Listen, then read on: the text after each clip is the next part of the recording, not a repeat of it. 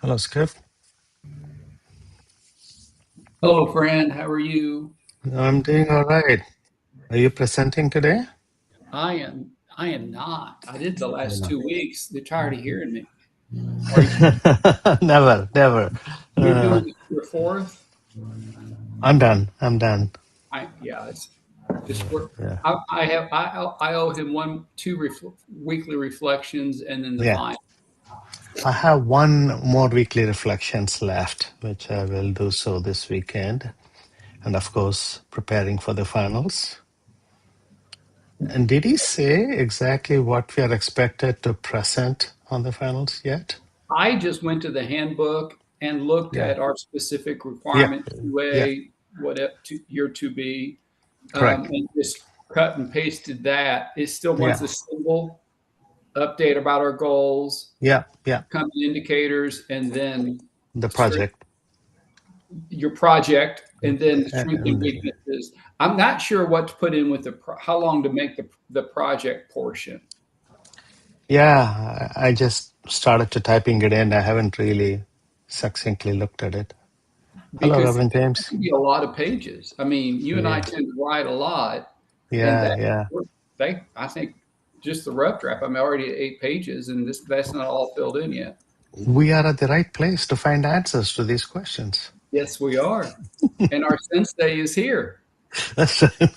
What's it? What's that? Just came in.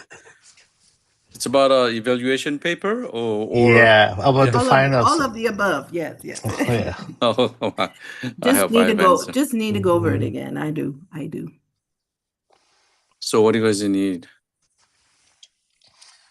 Well, first question I had was what exactly are we using the time in 2 weeks about what are we presenting in the class? And the second question, Skip and I were chatting, is there is a, in the handbook for 2A and 2B, we need to present a project. What exactly do we, I mean, I broadly wrote a draft of my project summary, but it comes up a little too long. I wanted to know what the expectations are. Yeah. Yep. About a project. Let's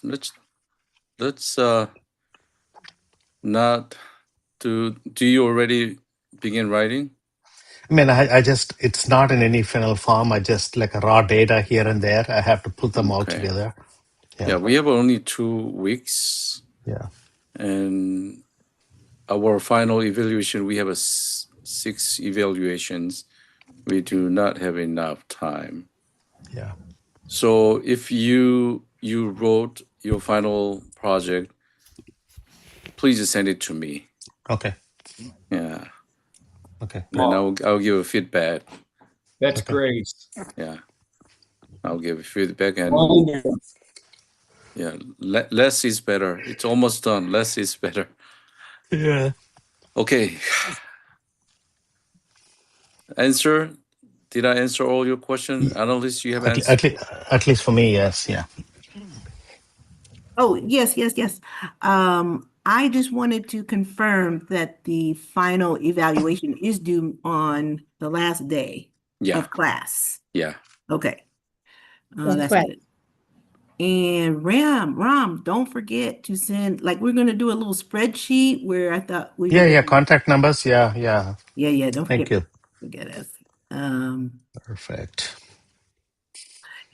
the weekly I was late on my weekly, James, Reverend James, so I do want to just check in with you on that. Oh yeah, yeah. It's yeah. Send it to me. Okay. To everybody. If you didn't send me any verbatim and also your mid unit, I think I received most of you guys. But if you check your email thread, if you think you're missing it, send it to me. I want to read it again as I'm writing your final evaluation. Okay. James, I think I had shared them with you as Google Docs. Is that okay, or do you want me to email them all? I think email them. Email is easier for me. I Okay. can download it and. I'll just put them together and email them to you. Oh, that's great. Thank you. You're welcome. Thank you. How are you, everybody? Okay. Hey. Hi, everyone. David is not coming, and without him, we can process it. Let him. If he comes late, I'll give him a chance to share. But now let's begin with our own presence. Close your eyes, and then let's focus our exhale. If you take 3 seconds inhale, make it double.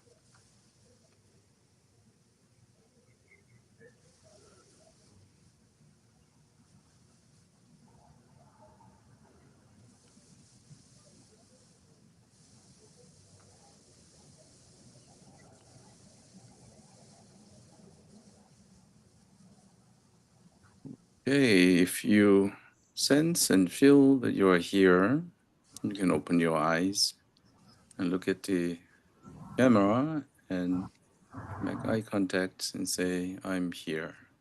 I'm here, everybody. I'm here. I am here. I'm here. I'm here. I am here. Yeah, all we are here except David. David has 2 presentations, verbatim and book discussion. And I don't know how to make it 2 hours. My gut feeling is, yeah, let's enjoy. Let's finish our group early. And also you can spend more time with your final evaluation and other necessary tracking, ACP tracking, if you promise me. I would Okay. welcome the work time for sure. Okay. Yeah, me too. Then we will have a 1 book discussion and 1 verbatim of goodbye. And we will have a group process. And probably we will end, we just need maybe 2.5 hours. So then I will let you go with your promise that you will spend rest of hours, not today, but throughout week, spend some time with your final evaluation, and then I can go home early too. Reverend James, question. Yeah. Is there anyone's final evaluation, like a sample that you could share? Or do we have one? That's good question. That's confidential. So Oh, yeah, I will not share. Oh, Yeah. can't just redact their names or anything? No. Like if Just you took all of wondering. it. Maybe first page. Maybe you couldn't redact the names or hide the names, black it out. Hold on one second. Skip. Yeah. and someone had asked for my last, and I couldn't find it. I still can't find it, and I thought that as well. But I told this group member, I'm available. Just send me your questions, and that was on the back of my head. If I found it, I was going to send James an email. Hey, if I find this, what portion of it is shareable? What's not? So you've answered that, but Ram is also available. I'm available. We can talk through or text me your questions. It's overwhelming at first, but really it's about the old adage, eating an elephant, it's one bite at a time. Just work on it a little bit each day. And you are all super conscious, super attentive. You will do well. Just relax. Great. Did you hear Thank that, you. analyst? Just Yes. relax. Yeah, put it in the chat. Okay. I just wanted to visually also get a sense of how to put it on paper, right? So Yeah. Yeah. It's kind of anxious feeling comes in before you're writing final evaluation, isn't it? Yeah. I'm ready. Yeah. Caroline? And I just want to check. My understanding is for the outcomes and indicators, We don't have to have 3 items for No. everyone, but we want to make sure they're all covered. Okay, good. Because I was like, I don't know, we don't chart over here. I can Yeah. give you 3 things there. Thank you. Some indicators are overlapping. You notice it will cover maybe one, indicator one, it will come down 2, 3. It's okay. Just evidence. It's better than blank. If you blank, I can't write anything. This is maybe restraining force for like a CPE online version. In a hospital setting, I see everybody, I visit patients together, sit down, listening, sharing, discussing. And so I know my students are visiting whom and their initials and everything. But this is only way, indicators only way I see what happened in your clinical sites. So this is very important for me. You just give me information what you did, and my Yeah. portion is writing it. Makes sense, everybody, right? Yeah, I was thinking of following the format that is on the handbook, and under the outcome indicator, there is a line that we evaluate ourselves, put an X, wherever we feel like. Mm-hmm. And then there is a student portion that student comment portion underneath. But I wrote my comment under each box. So, Mm-hmm. Yeah. okay. Just due to so busy my schedule, I couldn't check your indicators this week. I will do it after my daughter's wedding, and Yeah. I'll just give you a follow up. Okay. Thanks. Okay. Anything else? Anybody? Anything else?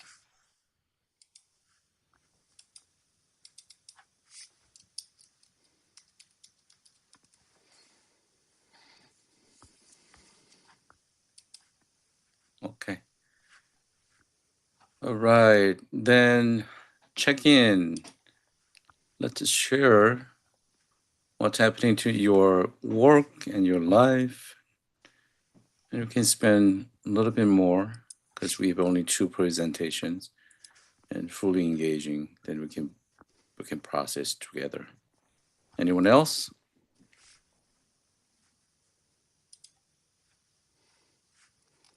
I'll be happy to go.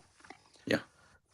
Thank you, James. And it looks like we have a more spacious day today, Mm-hmm. right? Which is wonderful.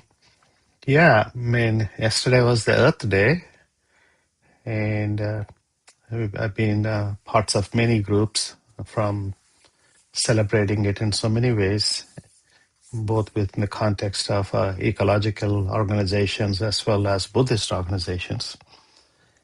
It's exciting to see a lot of people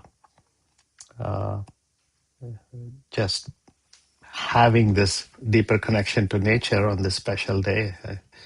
And I gave a Buddhist talk on Dharma of Nature on Tuesday night. We had a good attendance, and we discussed in breakouts and others online about many ways we can continue honoring the planet and at the same time keep exploring and contemplating how we fit as one entity with the planet. So that was all meaningful and deeply rewarding. Anyone else? I can go. Thank you, Ram. That's my also interest area. Appreciating nature. I am biologist, so that gives you a hint. And quite recently, I was so happy about the success of the Artemis 2. You know that, the astronomers who came up with how appreciative they are about the Earth. So I heard you saying that you had Earth time. I wish I could celebrate that. Did I get you right? But I extended it a bit. Yeah. Yeah, I too are really appreciative of the nature earth. And yeah, I came here with good spirit, the sun shining, the weather wonderful. I'm ready to do my presentation. Anyone else?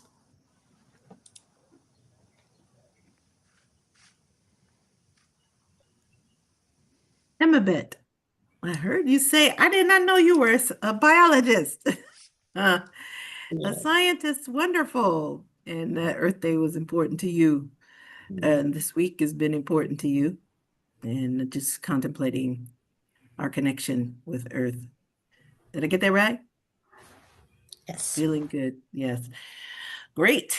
Oh my gosh. I wouldn't say about my clinical unit, it's been the last week or so has been easy. It's been very difficult, very prickly.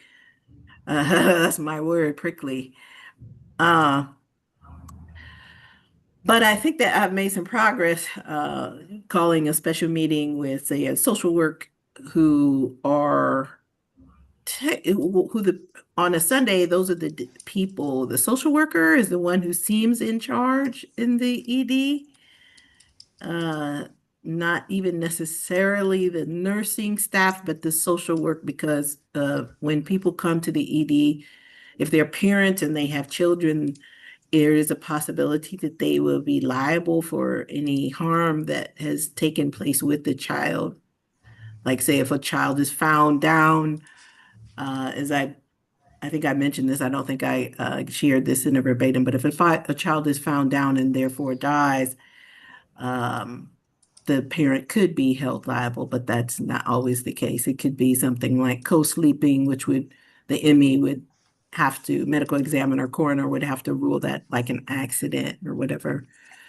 So it's a very difficult place to be. And about 2 Sundays ago, I got blamed for not calling the right ME.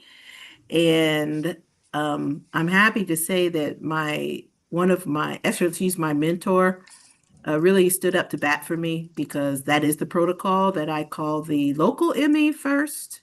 They have jurisdiction, and then the local or the primary ME is the one who makes contact with another ME if that ME has to be involved or they defer to them. So it was really it was kind of a good week to resolve some of those problems that I went through. And I love it when, I feel supported by my colleagues, and including the ones that have been there my mentor's been at this hospital for 22 years. So she's really a huge support to me, and she's very knowledgeable. And I lean on her a lot because I am in the hospital a lot alone. So I'm feeling a little better, but I wasn't really feeling that great last week, Sunday, the previous week, and then this past one as well. But I think we're finally coming to some resolution. And this class has always been, ever since I've started it, it's just been a great support for me as well. So I'm grateful. I guess that's the best word to describe how I'm feeling today. Grateful for all this and all of you. Anyone else? I can go. You went from prickly to grateful. That's a lot. And I'm glad that you felt affirmed and supported in your role by what sounds like a senior person that has some authority Wow. and some clout. That's great. That's great to have that support. Did I get you right? You got it. Thank you. Yeah. Clinically, today there was a moment, we had a low census on ICU. And, when you have young adults, super smart, sitting there waiting, there's nothing to do, they start talking. And there was a common joke that came up, or something funny, and we all just laughed. And I joined them in that laughter and added to it. And I thought that was nice, that sense of community, that in this high stress job, they had a moment to be of laughter and joy. And I thought, wow, that was just so nice to share that with them. So I was grateful for that. These are special people, and to be able to be in that space with them, and for them to invite you in on something that was funny, and then I thought, wow, that's nice. That's nice. Personally, I noticed something. I was working on my final project. I started it, a week or so ago. Cut and paste, started writing it, but I noticed the hesitation. I'd work on it, then I'd pull away. Then I realized we all have more degrees than a thermometer. I realized that there was that tendency, if I was with a community, a cohort that I really valued, there was always an element of grief for that to come to a close. And so I'm working on the project, because the more you do on the project, you realize it's coming to an end. And I thought, wow, isn't that interesting? Now, if it was a class you didn't like, it couldn't end soon enough. But I thought, okay, that's interesting. The endings are sad. And this is an ending when you hit submit. That's an ending. So I found a internal do it, because you want to be productive and you want to work through that. But there was also the other side of, boy, this is coming to an end. So I thought that was interesting, that there was a pattern where I have recognized and value relationships and notice they all go through seasons of change and evolving. That's a very normal and natural process. So it was good to look back and acknowledge that, to say, yep, that's normal. That's going to happen. We will all hopefully stay connected, but it'll be different. And so I thought, okay, I'm appreciative, but also reflective. This is always a reflective time. What's this meant? What's this process been like? As it ends, how will it change, and what's next? So that's been my journey this last week. Anyone else? I can go. I'm sorry if there's a bit of background noise, but let me know if it's disruptive. Skip, I just reflecting on how both of the things you shared reflect your love for community and the joy of getting to participate in laughter, but then also the sadness of knowing something's going to end a community that you loved. And so I hope I got that right, but also just reflection of who you are. You value community. I am having a good week, but I'm a bit overwhelmed because there's just a lot happening on multiple fronts. And on Saturday, we're doing the group that Ram and I, that he's on staff with and that I've been working with, is doing training for volunteers coming into the jail. And that's all morning training for, I think I have like 170 people signed up, something like that. So it's a big morning. And then Sunday, I also work part-time at my church, and I'm doing a lunch and learn with one of our nonprofit partners about how we can practically care for our neighbors who are unhoused. And I'm really looking forward to that, but there's logistics. We're providing lunch. So this is Saturday and Sunday. And so it's just a lot going on. And I'm a little anxious about all the pieces. Now I'm not doing that much for the training tomorrow, but it's just a long weekend coming up. And I think similarly to you, Skip, just feeling like, I feel like I finally got the hang of the CPE thing as a first unit. And I'm comfortable, and there's just all this change coming up, finishing the final eval and then ending my clinical hours, and trying to figure out what's next. So grateful for all these things, all good things. I wish they weren't all happening at the same time. So that's where I am. Anyone else?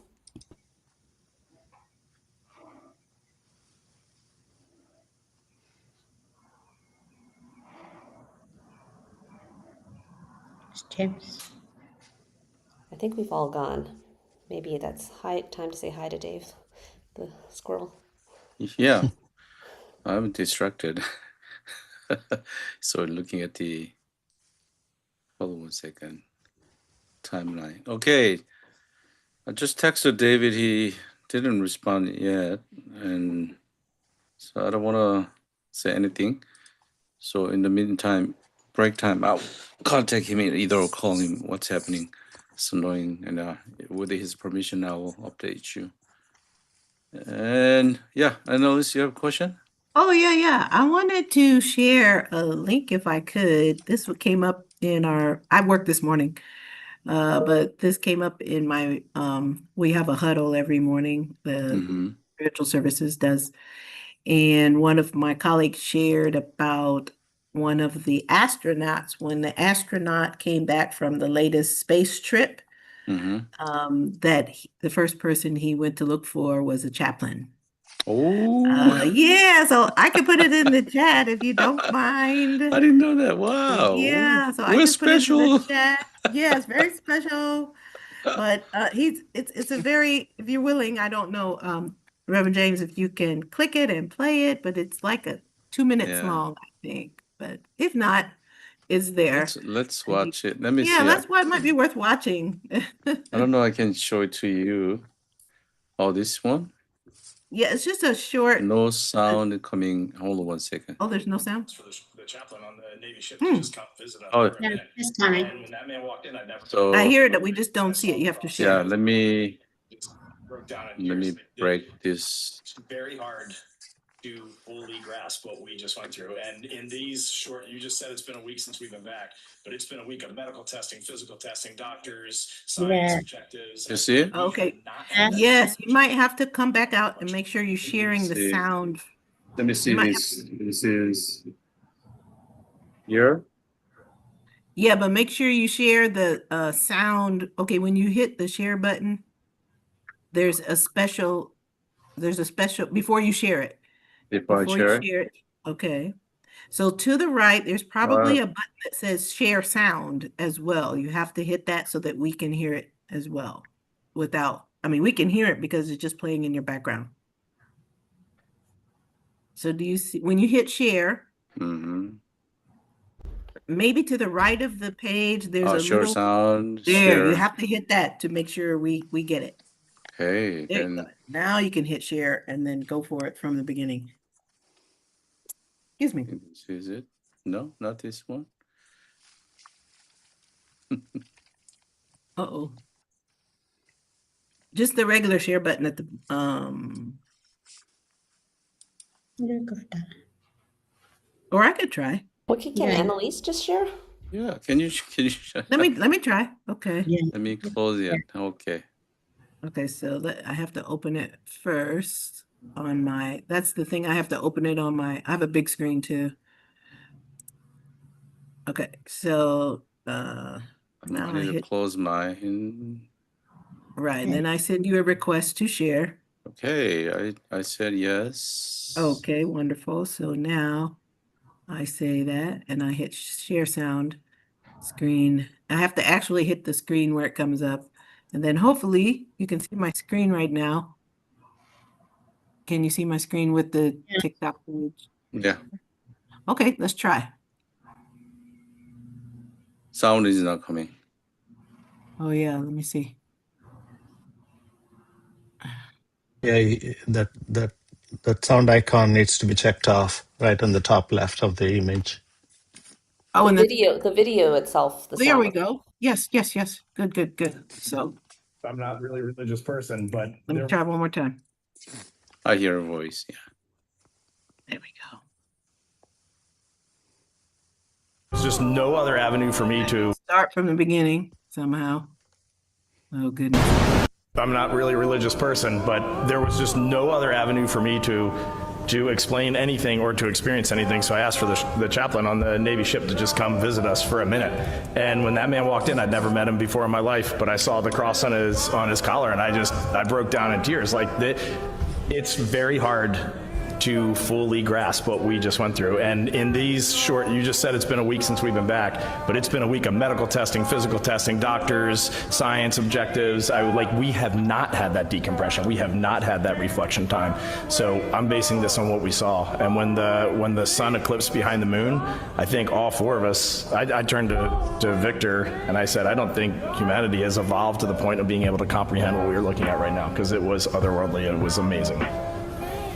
The only thing I would add is that beautiful thing. First of all, thank you for sharing that. That was a really special moment. I was in the bed right across when the chaplain came in and.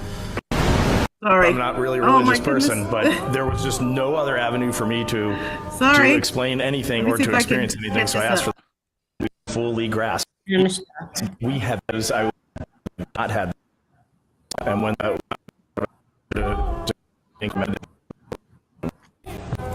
only thing I would add is that beautiful thing. First of all, thank you for sharing that. That was a really special moment. I was in the bed right across when the chaplain came in and. The only thing I would add is I am a religious person, but everything else is the same.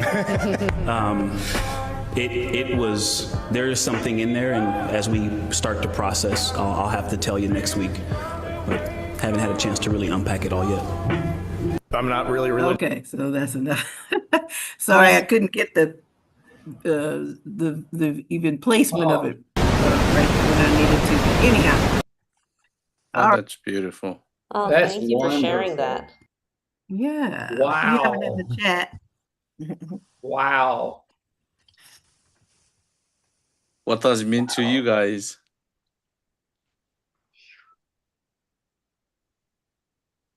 Well, I liked what he said. We haven't had that time of reflection. And there is a lot, and with what I mentioned earlier about the prickliness that I have experienced at the hospital. Some of it's just about me being new and they don't know how I do things. But the other big part of it, and the elephant in the room, as we say, is that they really don't know the purpose of a chaplain. They think that chaplain just comes to pray. But this is another phrase that I can use with people. I'm here to help you if you want to reflect on what has just happened, right? So I think that's great language, and it tends to capture what I see myself doing with people, is helping them to reflect on what has happened. Because like him, if a parent comes or if anyone's in the hospital or jail or whatever they are, if some terrible event happens on the street, then there's going to be doctors and lawyers and all these other people, but the chaplain has a very special role, I think, and that is to help people just get in touch with themselves, their feelings, to tap in. And so I think that's very powerful. I think that it's nice that even somebody at NASA, who's being interviewed all across wherever they're being interviewed, is saying that, on live TV. Maybe that will help others to know what a chaplain could be doing or might be even be doing in practice. So that's what it means to me. Anyone else? No, thank you for sharing. I think when what really crossed my mind is you can use the word mind, brain, whatever it is. We have trillions of interconnected emotions, possibly, and our words, doesn't matter what language, what religion, they always fall short. If you're articulate, you can really describe it in so many ways, yet it doesn't really typify what the true awe feeling, however you want to attach to that. And you want to attach divinity to that, reverence to that, sacredness to that. It's definitely, it's not about right or wrong, but none of the words, if you ask the same person, does that makes this is the right word for you? They would say, probably, because it is such a profound limitation of language when it comes to spiritual experience. And that's how I feel, yeah. I was thinking similarly, Ram, that religious or not, they encountered expressing this awe and this, Yeah.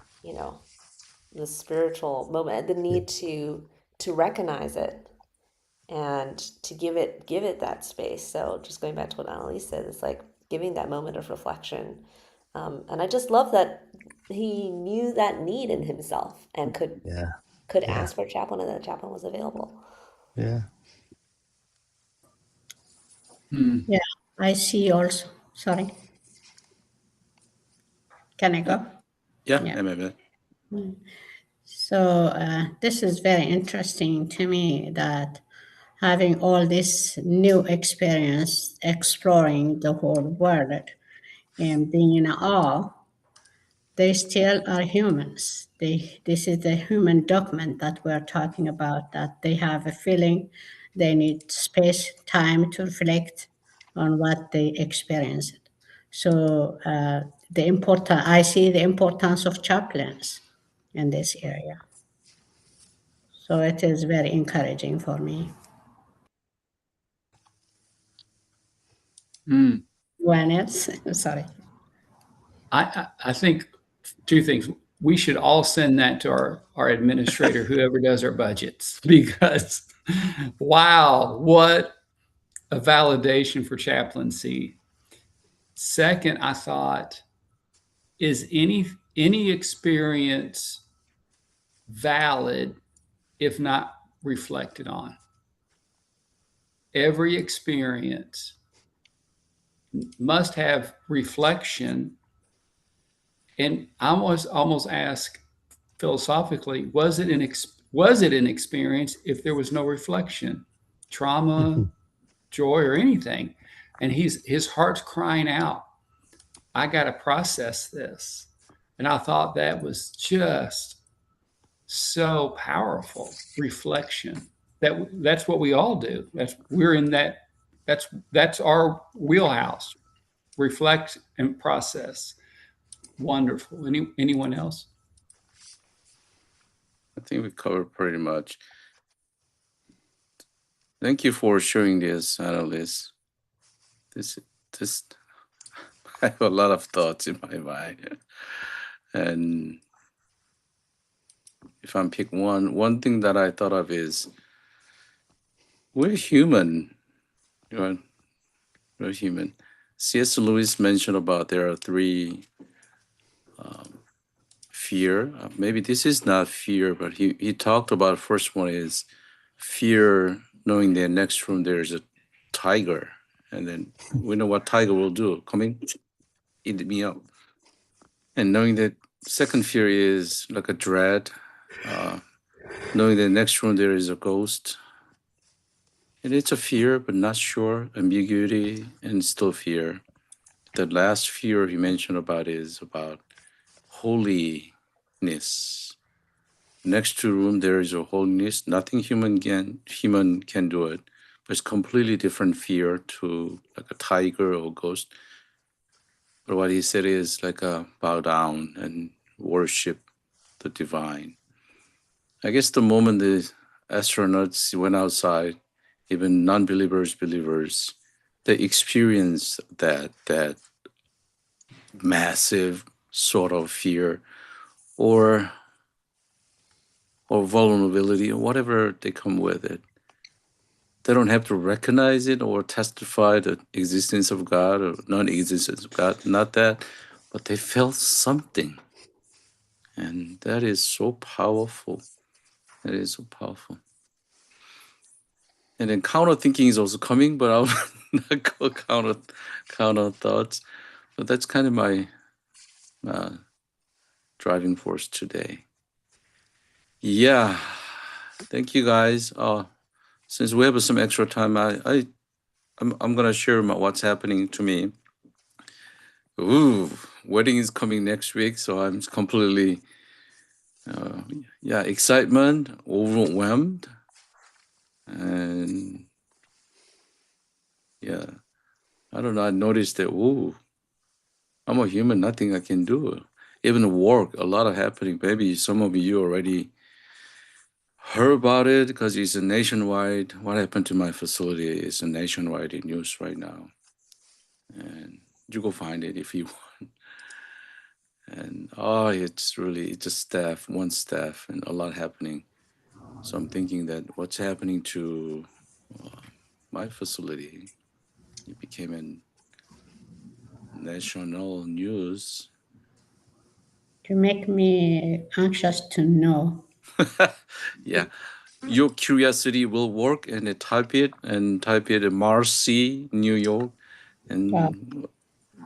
and happening. Yeah, you can type it CNYPC, Central New York Psychiatric Center, and it will pop up some news, and you discover, and it's a lot to me. I'm very disoriented by that event. It's like the questioning about wow. Anyway, and that also a lot happening to spiritual care department, and try to hire 2 more chaplains, and talking with the business people and timing orientation. Now New York State extended orientation is 9 days. Oh come on, 9 days, brutal. And on top of it, as you know, a lot of prison is a lot of complaints. Complaints. I'm a complaint resolver, maybe just visiting each individual, sitting down, trying to understand what their needs. And I feel overwhelmed because I don't have time to be with them. And so my facility is trying to hire another chaplain, full-time chaplain, to help me. I really appreciate that their approach. I didn't ask them. I guess they noticed that I'm not functioning. Oh, he is not functioning. He's everywhere he goes. There's a hole. Dropping will make a hole. Missing. Sometimes I type it and send an email, misspelled email, and so I guess so. I guess it's happening to me. So Send me the that's. job. Send me the job requirement. I'll apply. Would you like to come? Well, what the thing is, New York State is the best, I guess, for me. They take tax a lot, but New York chaplain is really paying better than regular hospital chaplain, Mm, and so it's really good job. But after tax, after tax, can I live with the tax? But it's good benefit. New York State has good health care benefit here. So a lot of our chaplains retire, they get full benefits. And pension is another deal. They provide. I don't dig into it, but I heard that I can live upon, with my pension doing nothing. I thought, oh, that's really comforting. And my wife is going through a lot too. I notice my voice is a little lower right now. My wife, this is very personal, but I can share with you since this is the last session pretty much, and we have extra time. My wife went through a lot. She is a manager of 3 hospitals dialysis units, and so hospital contract with a third dialysis company, and she goes in as a manager, oversee, I guess, approximately between 25 and 30 staff, dialysis nurses and technicians and those things. And a couple of months ago, one of staff urged my wife do something because the staff found hair on the staff's room, lounge room, when my wife was not there. And she took a picture and sent it to my wife and send it to all staff and find out who did it. Oh, my wife is not the person doing it. She is really calm, not responding at all. So she didn't respond it, but later instead she called environmental services cleaning the hair, and she didn't find out who did it. And she didn't do like a witch hunting, but the staff was unhappy with my wife's reaction. So she came up with all kinds of complaints and went to HR. Wow. And it was very disorienting for me too. And then HR only listened to that step's side, and it's lies. And my wife didn't defend anything, just watching them. She's Buddha. Yeah, I think my wife is Buddha. She's like I learned a Greystone method from my wife. She's like a great example of a Greystone method, not impacted by anything. In the meantime, what happened is HR came down to the staff one-on-one evaluation and discussion and investigation. Turned out to be the staff lied. Nothing was true. But it's already late. My wife got, oh my goodness, this is how you guys do it. I just gave my life here, my royalty here. And if it will happen, they will do the same thing. That's what my wife thinks.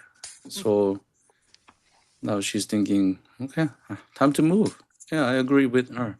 But the staff who did it to evil, I guess this is evil. There are a lot of lies, a lot of lies. A lot. It's like I never heard that type of lies before. Anyway, that person was at the point of get disciplined by HR. Then she left, resigned.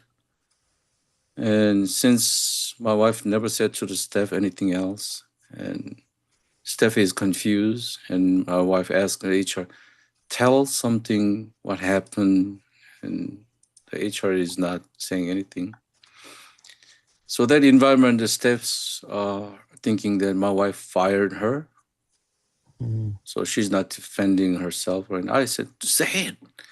So finally, HR person is coming tomorrow to the entire unit and then say what will happen. But I guess this is kind of really non-professional. But no matter what, they will pay a lot of money to my wife, or either maybe a lot of money, whatever, and she will not stay. Yeah, she rather go to regular nurse's job, no more headache, just go in the morning, 3 to 4 o'clock, go home, enjoy her life. So I agreed.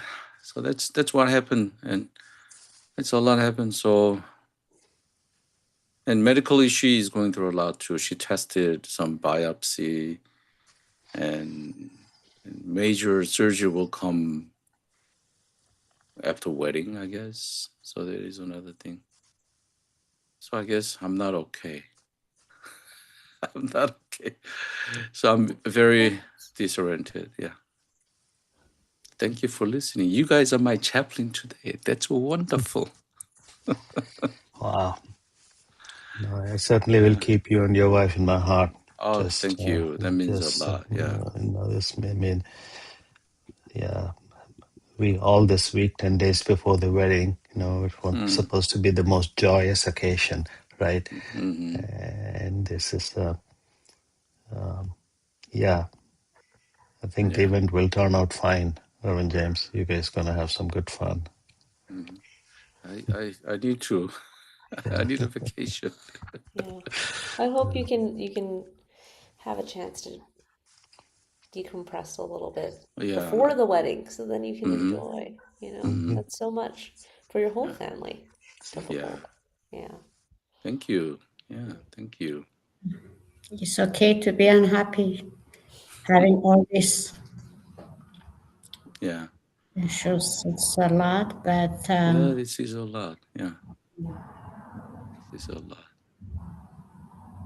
I Yeah, hope I can't stand it. Oh, go ahead. Sorry.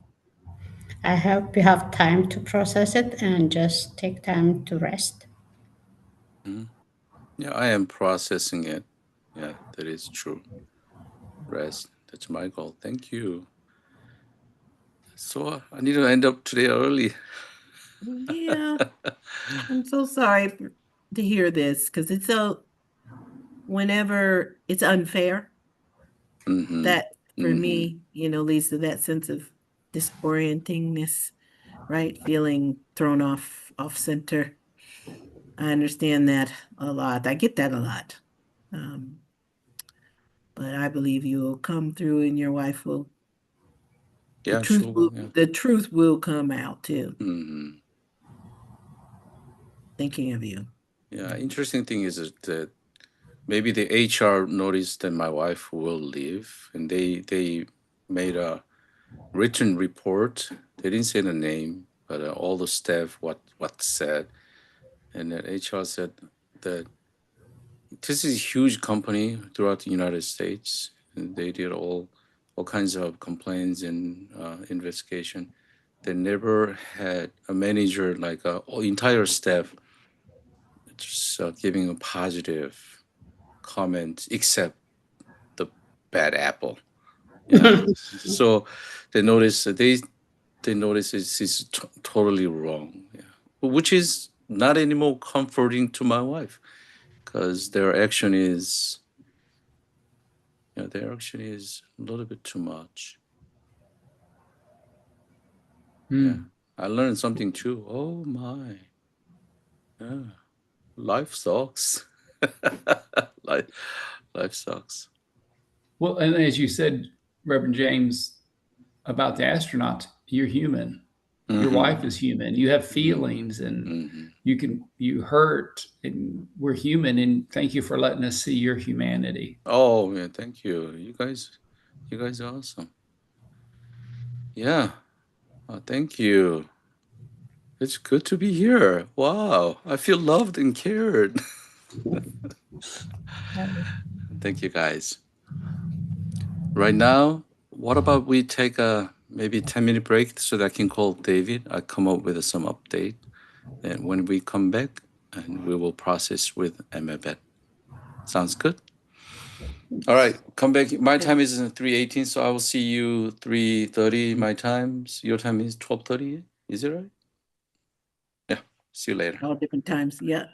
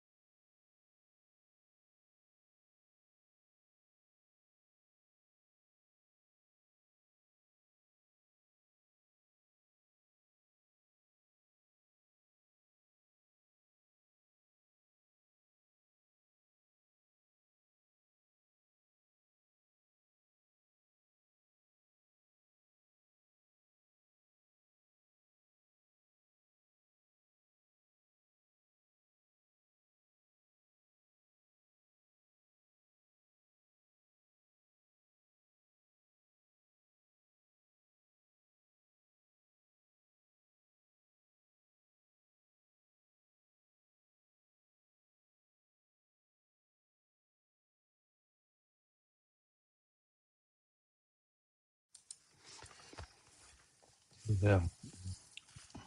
I really felt it for Reverend James as you were sharing. Oh my gosh, yes. That is, having a daughter who was married last year, that alone is a lot. And you've seen it, it's a lot. And then to be distracted. This is why I'm so happy not being in the capitalistic environment of these big companies. Yes. They kind of run with spreadsheets. They don't look at the humanity. And they all say, "Oh, we're a family here." Mm-hmm. They all say that. We're Right, like exactly. Yeah. So how are we related? Well, you are in the cell C32. I'm in the cell L11 in the same spreadsheet. So we are a family. well, it's a family, but it's a dysfunctional family. Yeah, what kind of family is it? Yeah. Hello, group. I'm with David. David will speak to you guys. Hello, David. Yeah, you can talk, David. Hello, yes. Good afternoon. This is David. Unfortunately, I couldn't join you guys today. I'm at the emergency right now. I've been experiencing a very high blood pressure situation. So we got to a point that I had to rush to the emergency. So I'm right now at the emergency, hoping that things will be okay. But I've not been doing well the last couple. Group, you want to say something to him? Well, thank you for calling and letting us know, David. Hope you're taking good care of yourself. Yes. Right. Thank you. Right. Yeah. Yeah. You're in our thoughts. We definitely miss you here. But please take good care of yourself. And if I can be of any assistance, please feel free to reach out to me as well. Okay. Anyone else? We miss you, David. We'll miss you in this class, but take care of yourself first. Okay. Thank you. He said thank you. I'll keep you in my prayers, David. Okay. I guess you're busy. Okay, I'll let you go. Son, he didn't go to school. He has to come with me because I couldn't come by myself alone. Yeah. But anyway, thank you guys. Thank everybody. You hear from me soon. All right. Take care. Okay, bye. Bye, David.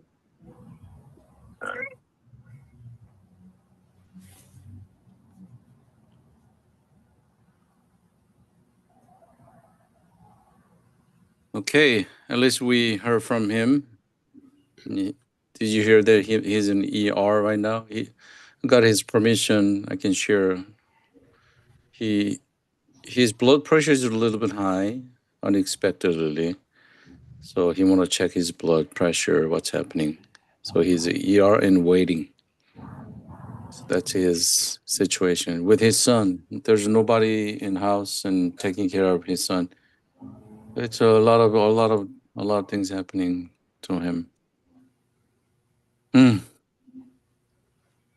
Yeah. Keep him in your thoughts and prayer. All right, let's change our gear to Amabet and your book discussion. We're ready. Thank you. So my chapter, the chapter that I chose is chapter 15 of our book. And I'm going to share it right now. So share tab, spiritual care of staff. And here I'm sharing. No, I don't see you now, so I don't know how can you see? It's a black screen, but it's coming. Yes, yeah. Okay, so I will make it view the slideshow. Sounds like a plan. Okay. It's loading. There you go. Okay.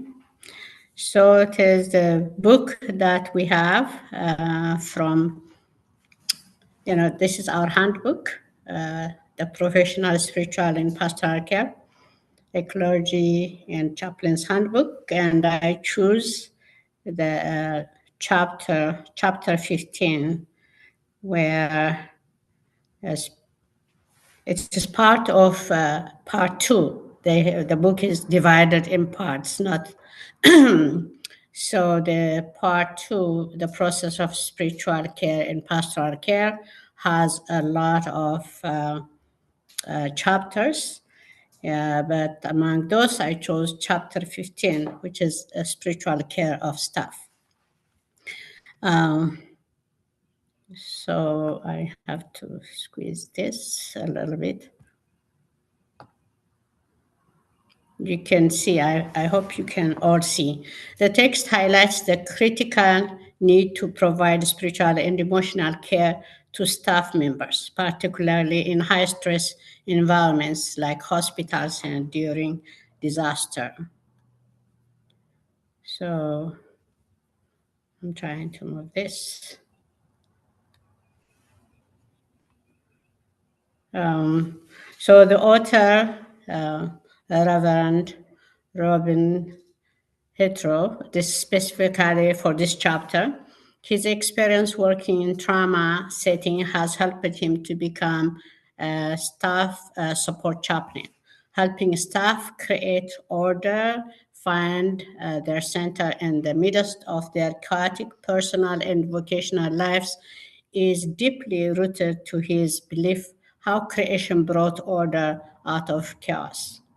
So, and this means that when he walked into the ER, where I'm an emergency department, I'm in ED, there is a trauma center where he works, and it was chaotic by the time he walked in.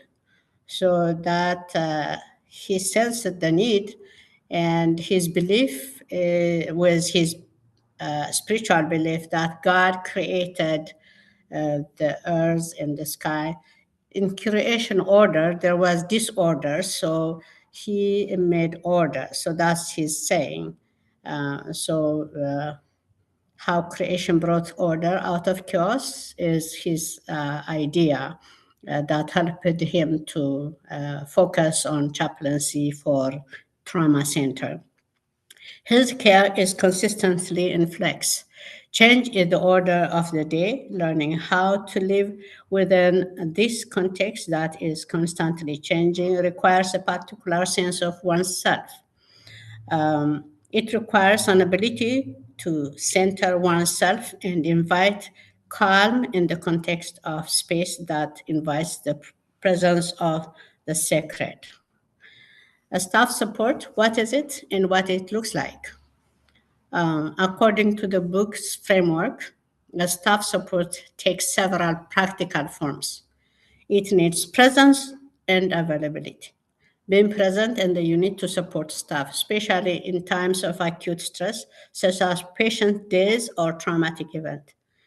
The second is critical incident debriefing, providing structured support after traumatic event to help staff process emotional reactions. Third, code lavender. So you might remember, I'll come to that. There are codes during this traumatic situation. An organizational protocol designed to provide rapid emotional and spiritual staff to support who have experienced an intense stressful situation. So the other course in a hospital setting, you might remember red code and also blue code. Blue code is when the trauma, when the traumatized person actually has a breathing issue. And the red code is for, you might remember race, so you can read about that. And it is when the emergencies needs alert, the whole staff have to use this red code to rescue, to set the alarm, and so all that we call it REST. So you can read about that.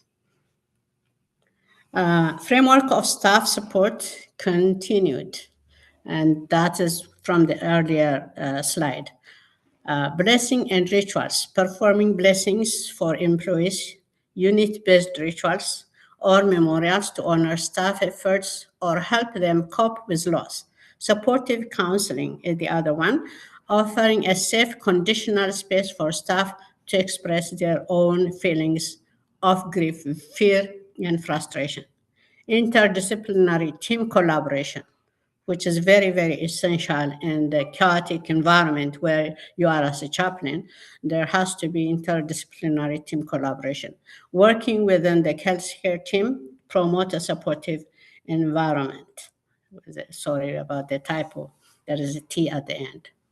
Issues that have increased stress among staff: current economic status or economic crisis, meeting financial and family responsibility. The nurses or doctors or whoever are involved in a hospital setting, if there is economic crisis, the government or the hospital entity will require fewer hiring, and that will create a burden on most of those who are still working. So the high acute of patients, many with an end stage disease, more days dying situations. The current nursing shortage increase in the workload, which is related to the economic crisis as well. No time for a break to end to their own self-care needs. So due to the shortage, there is always a rush, work. And people who are working in a hospital in this trauma area will not have enough rest. So the stress is more on them because of the workload. Cultural diversity, not know how to engage with diversity, many may result in conflict and tension. So sometimes if there is cultural diversity, and the way they approach things might differ because of their own modality of doing things. So that might create chaos. And instead of making things in order, there might be issues. Oh, I didn't say that. Oh, I don't mean this. And I didn't see it this way. So all this kind of issues come from the diversity. So it has to be managed. And the chaplain here is to watch and be present and show support for them. Moral distress. When staff finds themselves going against their own ethics, moral, and integrity when providing care. When patients want aggressive treatment that is not medically indicated or futile. So there will be moral distress on the staff. Issues that have increased stress among staff continue. That is what I said earlier, so it is continuation of the first slide. Compassion fatigue, the experience of burnout, being drained and exhausted. Organizational change, staff gets caught in the change, being pulled. I can't read this one.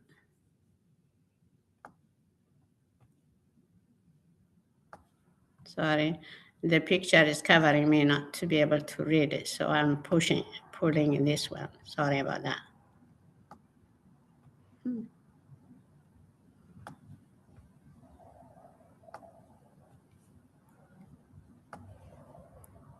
Okay, I got it. So organizational change. Staff gets caught in the change, being pulled in many directions with no clear understanding of their role or the system's expectation of them. This creates ambiguity and confusion, may lead to making mistakes and tensions and conflict. Lack of appreciation and affirmation. Staff wants to be released to as a person. Leadership. Healthcare organizations tend to function using a hierarchical model. This style may not lend itself to a mutual relationship. The staff often feel disempowered and their own opinion does not count. So when the leadership is not coherent and doesn't have a good flow to engage the workers, this happens. It creates also tension between the workers themselves. Compassion, I already said that. Sorry. Program of staff support in healthcare system. Reverend Robin has indicated that in his 4 years of service as a director of staff support at the Emory University Hospital in Atlanta, Georgia, he has kept the traditional programs and also implemented new programs. So he saw the needs, and there was a program to support the staff, but that was a traditional one, and he saw the needs and he added some more.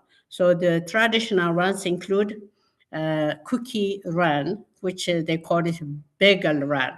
This event is an opportunity to celebrate and honor our night and weekend staff who often feel the most neglected within our system. The other support, program support, is Blessings of the Hands. Every year during nursing and healthcare workers weeks, we do a blessing or the hands of all the staff. And the other program is Service of Remembrance.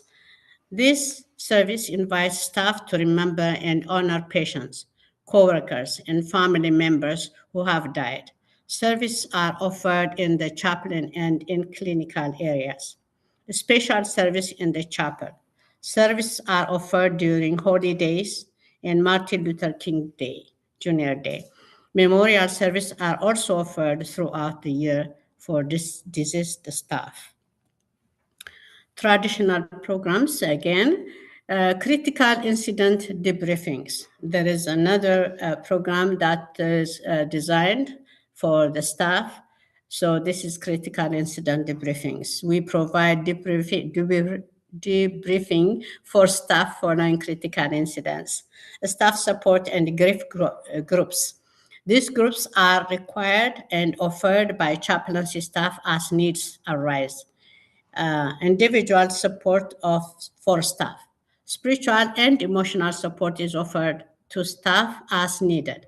Staff are referred to our EAP, which is emotional program, when appropriate. Conflict mediation. Managers and directors often consult with the Reverend Robin when their staff is in conflict. And via mediation, staff can reconcile their differences. So the new program, which was implemented in 2006, but it wasn't actually implemented until 2009, actually. So spiritual care grant routes.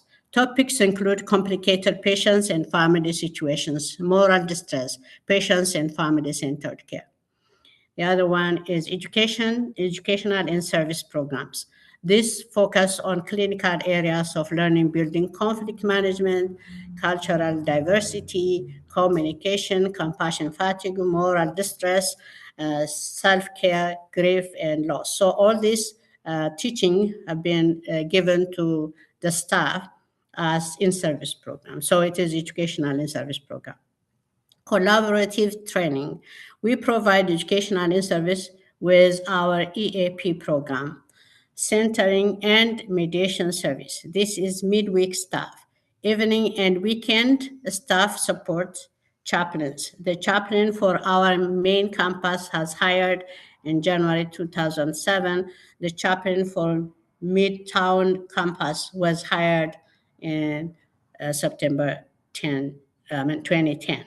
So evening and weekend staff chaplain wasn't existing then, but later on, after Reverend has adjusted and designed a new program, this became in place. Ethics Grand Rounds. The executive director of our pastoral service program is the chair of ethics for our healthcare system. The Grand Rounds have been in place at our geriatric center since 1991. It is implemented in 2009 in other hospitals. Creative Art Program. This was another new program that was designed by the Reverend Robinson. implemented in 2011. The aim is to offer opportunities for patients, families, and staff to find renewal throughout a variety of artistic modalities, including but not limited to music, visual art, literature, and movement. Consultant to nursing leadership and hospital administration, meeting with the chief nurse officer and chief operating officer quarterly to address staff issue and concerns. This has become very effective in their support program. So they have to consult with the nursing leadership and hospital administration on how to continue with issues that has not been addressed. So the author believes that A, there should be a chaplain specifically hired for staff support. B, staff support training should be included in every CPE curriculum. What are your thoughts about this? Oops. You want me to continue or you want to give suggestion? It's interesting to me that the way that first question is phrased of a chaplain for staff support as opposed to having all the chaplains do some staff support, I guess. I wonder about, I don't know, it hadn't occurred to me before to have a chaplain that's specifically just for staff. It could be useful. I was actually, as you were presenting, but I wonder if Ram knows this. Am I right that at the jail, I don't think we are like specifically contracted to support staff? I know all the chaplains do in their own way, but I was wondering about it because when we had done communion, one of the deputies had asked why we didn't offer Easter communion to the deputies. And I think Liz said that like we don't officially do that. So it made me wonder if this was just about sort of what the organization is contracted to do. Yeah, I think officially the answer is no, we're not. We are under a contract for 3 years at a time with the county. That's our ministry, that is, right? So, but in the broader context of chaplains, it's very much within our role of caring for all of the jail ecosystem, right? ROs, deputies, staff, everyone. But in terms of organized activity like a communion, there's no easy facility to really go take us through the process. Okay. Having said that, we have done once in 6 months like that. We meet them early in the morning at 5:30 when the shift starts, or around 5 o'clock when the afternoon shift starts. They all get together in a room and they kick off their shift with some discussions. And they have invited chaplains to participate in that group, maybe to say a prayer or something to that effect. Okay. So it's still, the way I would call it is an ad hoc support as against something systemic that is contractually bound by us to be able to offer that. Mm-hmm. Anyone else?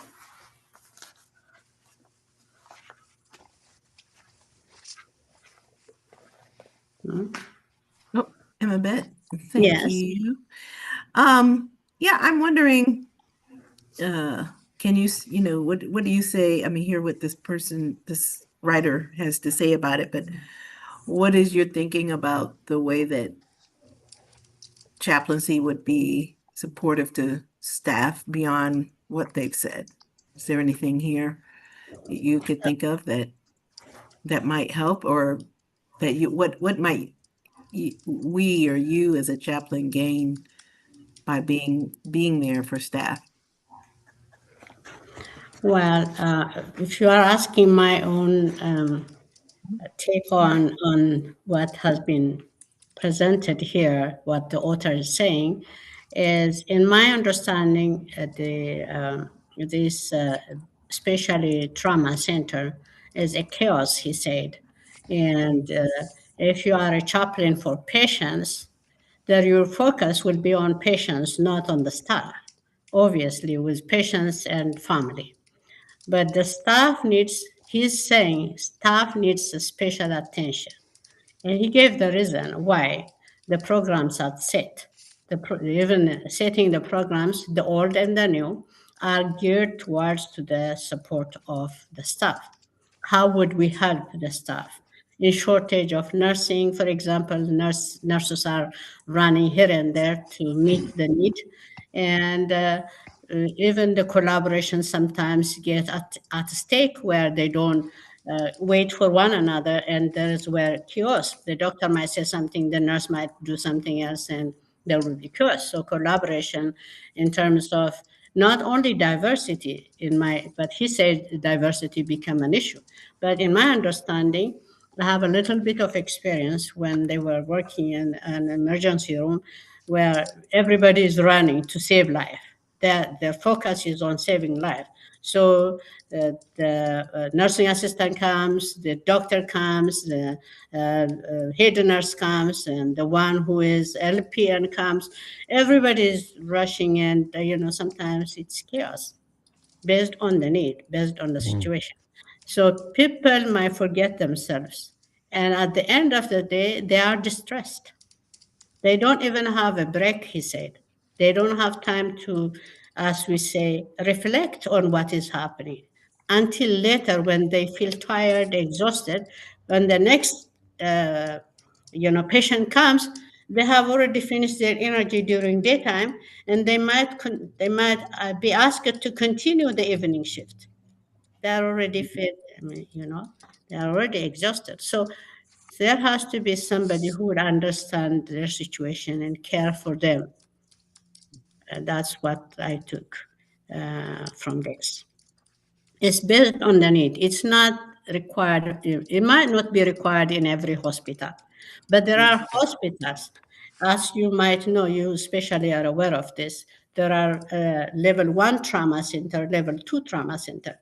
The level 1 trauma center doesn't require attention. It requires more attention than a level 2 trauma center. So he is saying that we have to take care of the staff as they are taking care of the patients.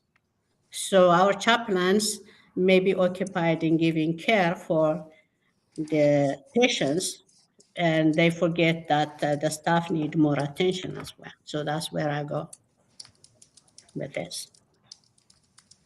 Right, thank you. Welcome. So I can continue. This before the question, I have here, I don't know if I could show you a video. Reverend, can I continue?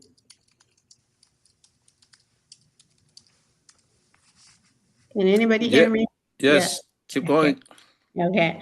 Level 1 trauma, there is a full documentary on, just to get the glimpse of it. I know most of you are aware of what a level 1 trauma is, but just in case we can see, this is a short video.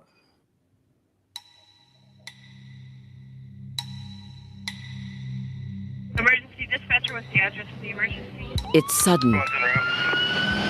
It's unexpected. Fire rescue APLS transport. It's traumatic. And where you go now may be the difference between life and death.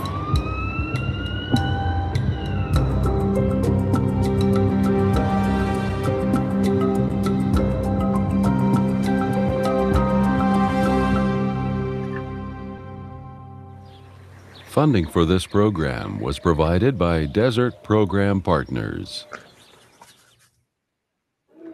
911, what's your emergency? Okay, stay on the line for the emergency dispatcher. Emergency dispatcher, what's the address or location of the emergency? We're right in the intersection. And what are you reporting? I have no idea. All units responding, Colvin Speedway. We have reported a rollover, Northeast Quad. Rescue to rescue.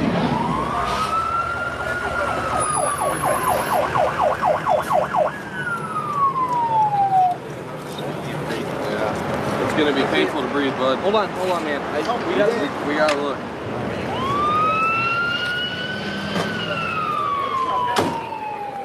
All right, guys, so who's going to do airway?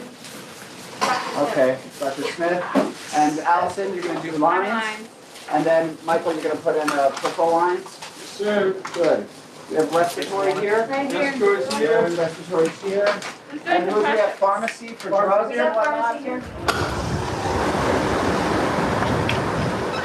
She complained of feeling dizzy or not feeling well. Kind of went out on her. 22 at the team. We defibrillated her one time. She went to a right complex attack. She looks like she's putting stop. She looks like she's back in it. Do you guys want to defibrillate her again before we move her? Yeah. All right, Great. everybody clear out. 2 FEs, 1 D50. Hold on. All right. Nobody everybody clear? Clear. Yes. Let's transfer. Let's transfer over and start continue compressions. Yeah. Continue compressions. Let's verify the airway. When was the last active? Stop for just 1 minute. Check pulses, please. I have pulses. I have pulses here. Okay. All right. If you take a patient who's been in a car accident, which is by far the most common mechanism of being really hurt, and you go to a place where you're a trauma center versus a place that's not, you have a better chance of survival, and that's been scientifically shown that your survival rate is increased by 25%. When was your last prenatal appointment and visit? A trauma center is the last place most people would ever expect to find themselves. Yet trauma injuries will affect 1 out of every 3 people. More people under the age of 44 will die from trauma injuries than heart disease, AIDS, and cancer combined. Not great odds, but better than they once were. The trauma centers is a fairly new concept. It hasn't been around in many ways, if you go back to the ancient times. Now, their doctors were there when you had wars and people were stabbed with swords and spears and things like that, but they weren't actually a trauma surgeon per se. And if you look at modern medicine, this is a relatively new field. And to have doctors who are surgeons primarily ready to take care of people who are severely injured has been around for maybe about 20, 30 years at the very most. Maybe we can stop. The changes in the evolving field of trauma care are mostly indistinguishable to the patients. You can stop? Yeah, but it's better for discussion. If you send a link, we can watch it. Okay, good. It's more like what's happening in the ED. Okay, good. Yeah, so it's just the intensity that I would like you to see, but I have a discussion question that we can go for it. So how does chaplain's primary role is to provide spiritual support to patients and families differ from chaplain's role as a staff support? So this is one of the questions I ask. We can discuss about it. How does it? We touched a little bit with analysts, so we can discuss. Anyone who can put their input here?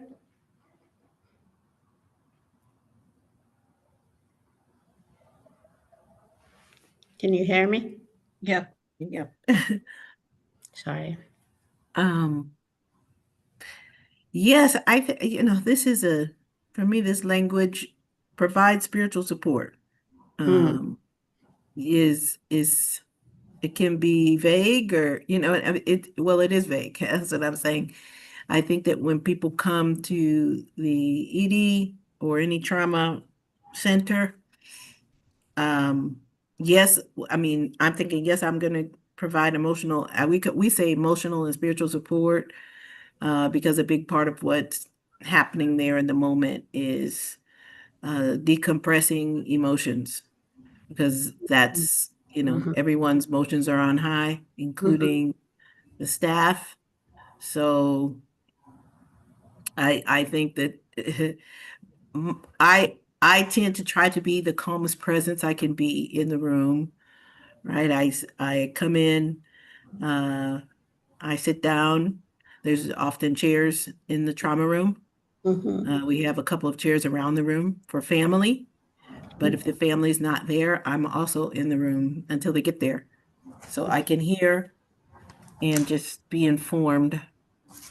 So that for me is what providing spiritual support is, for staff as well as family. but that's how they differ, right? Because yeah, that's your question. They differ because for the patient, often the patient is oblivious, right? The patient, if the patient's been in a very bad accident, they can barely move. You can't even get close. The chaplain won't get close to them. And I'm a witness. I'm an advocate, right? But for the staff, I am visibly a calm presence, and I have that awareness going into into a trauma room. They see me, they think, good. Oh wow, the chaplain's here. And so I think that's how it's different, because the patient is often not cognizant of what is going on. Thank you, Annalise. Anyone else? Can I ask a question of our hospital folks, Emma-Beth, that's related to what Annalise was saying? Yeah.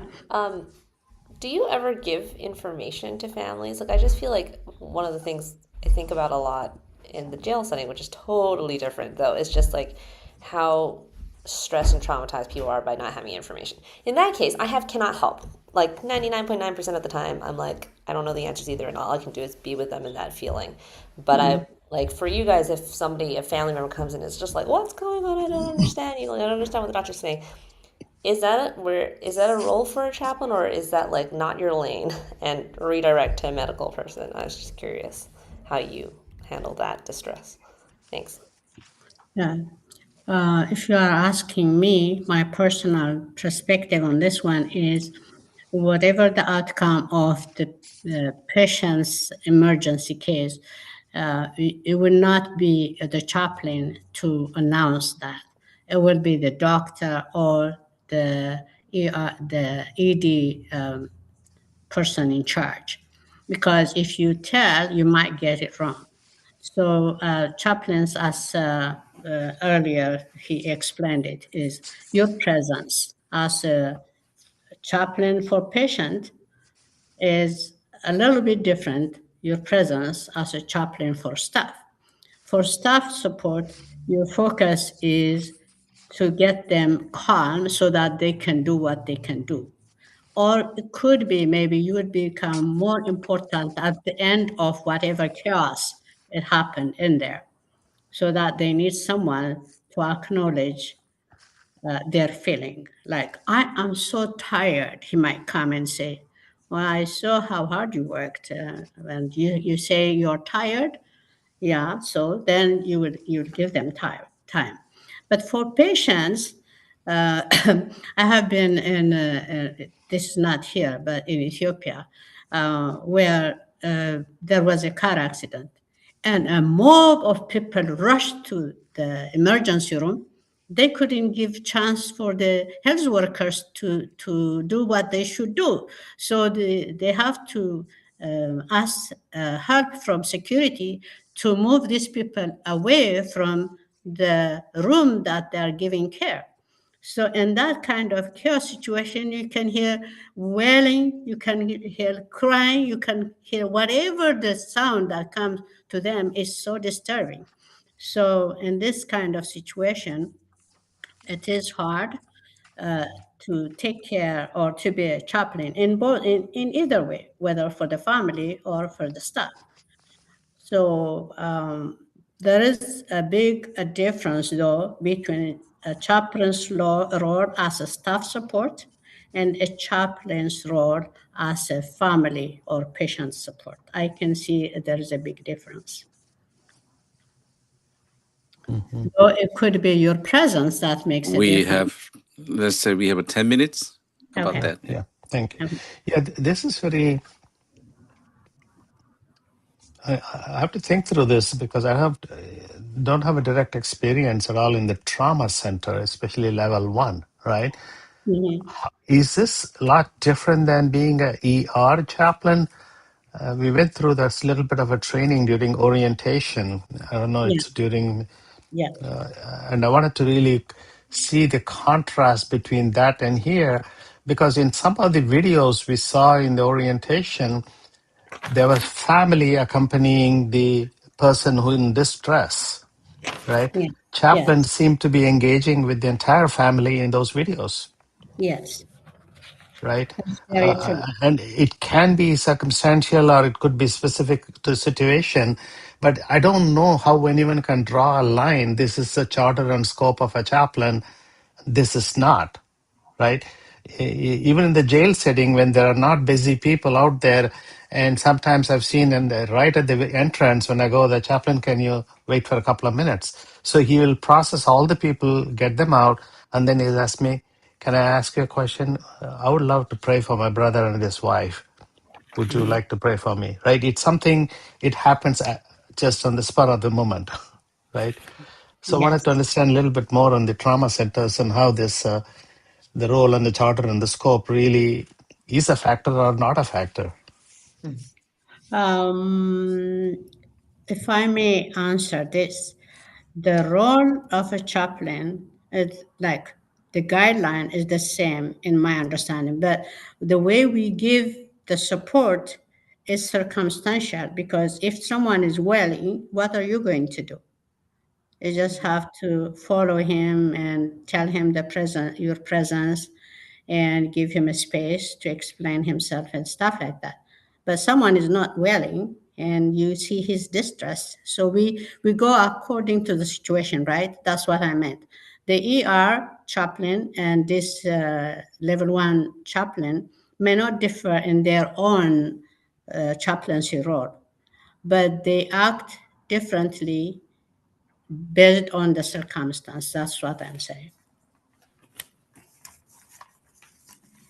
So anyone else though? I don't want to take, so I have 10 minutes, so I have to continue to Okay. question. Okay. Sorry, did I cut you off? Well, no, I'm just going to answer also what Carolina asked about talking to the family, giving any information. Yeah. So So you want, Okay, I could realize just that's a share with. little. I realize that's a little off topic. Maybe I'll ask you Yeah, I later, could share with you. just to focus on staff support. Sorry, that was my on bad. chat or sure. Have you ever been in a level 1 trauma center? That's where our brother Reverend Ram said he wasn't. So if anyone was, the staff includes, nurse, trauma surgeon, neurosurgeon, orthopedist, and anesthesiologist and intensive care specialists are on site and immediately available, not just on call. Sometimes they are 24/7 there. That's where the distress comes. So if you have been there, you can share, or we can also answer, leaving this one aside, you can answer for Caroline, Annalise, if you would like to. Sure. Yes. I mean, definitely Children's Mercy is a level 1 trauma hospital. And how do I begin? I mean, it's not an easy thing, right? It's a very, like I said, it's chaotic. There's a lot of movement. There's lists to sign in. Usually we have everyone as they're been called by code pager would sign in on the wall. So there's like a list, and the chaplain, I'm one of the persons who I sign my name the time that I arrived. That's the first step, and usually there's a little bit of time because the page will give an estimated time of arrival for the patient. So you usually know we usually have about 5 minutes to spare before the patient and family gets there. Yeah. So that's where we begin.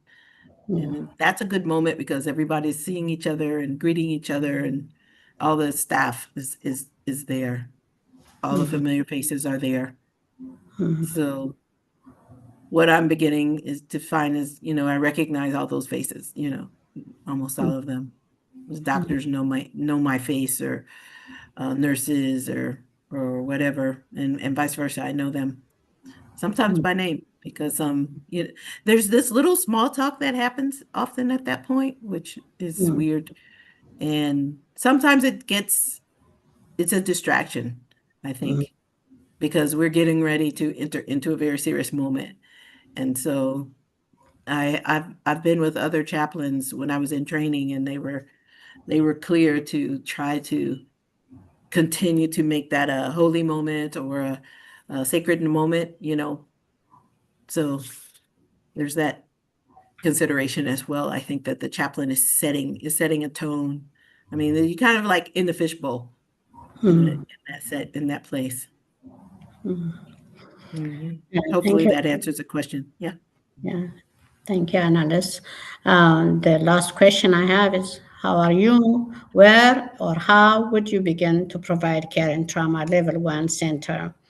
Still might be a question to people who have worked, but I can point out how the author said that he make his office at the corner and he leaves his office open because he is, remember, he's a staff support chaplain. So it's for staff. So when they feel distressed or have something to share, they will come to his office.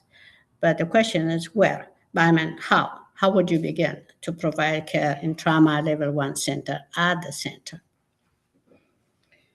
So this might be a question again to anyone who is interested and maybe who have read the book and answer.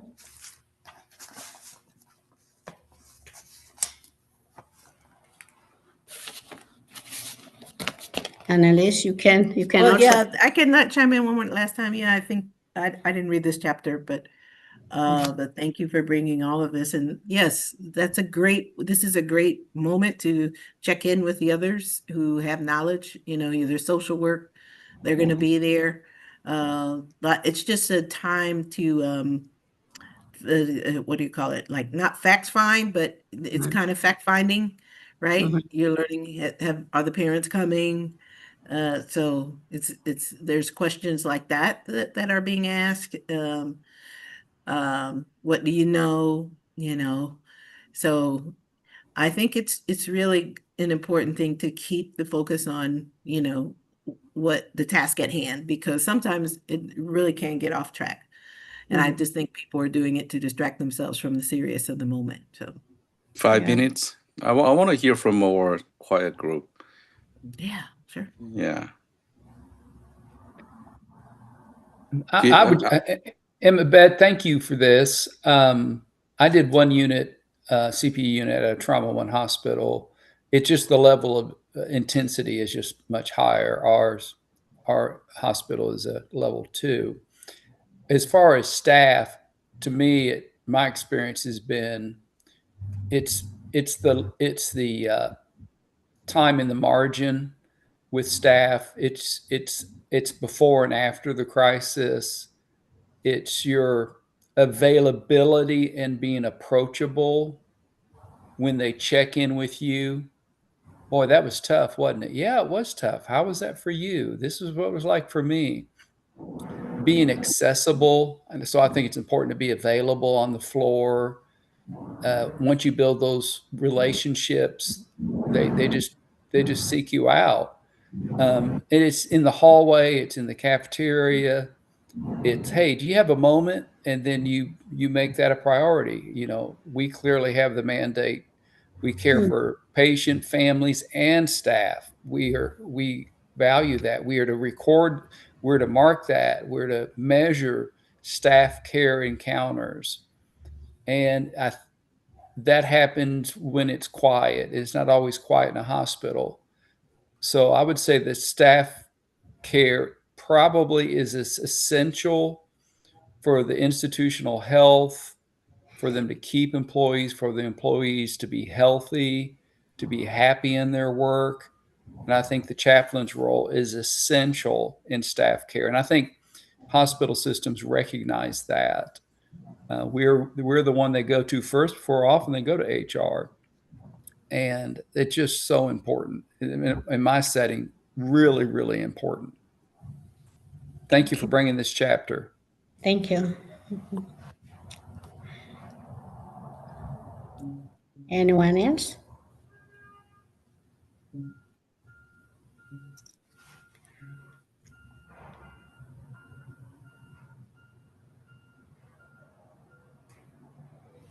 I like the the author saying that I see my role is to create order and chaos, and you can finish. I can send you the link. It is really chaos at the beginning when the patient comes to the emergency room. It will be unless there is one organizer, everybody will rush to their own thing. So then there might be mess up, like see the nurse is grabbing her emergency kit, and those CPR workers are there. So everybody is rushing. So it is hard. So bringing order to a place where there is chaos is the right way of explaining it. So spiritual. So there is a term that we use, spiritual care, but still that is spiritual care, even if it is physical. The physical presence of our being there and cared for the staff, someone who is nearly to collapse with emotion, then your presence there means that, oh, the clergy, the chaplain is here, so I can talk to him. Just sense that he is there will be encouraging for the staff. So the need is imminent. Hey, almost time's up. Thank you for listening. Thank you for the topic. This is a great topic. Just be honest with you. Living Human Document is not only patients and family, and me, and also staff. And chaplaincy is pretty much like based on that and experiencing. I have my own theory about staff care is PC. I made it like a acronym PC.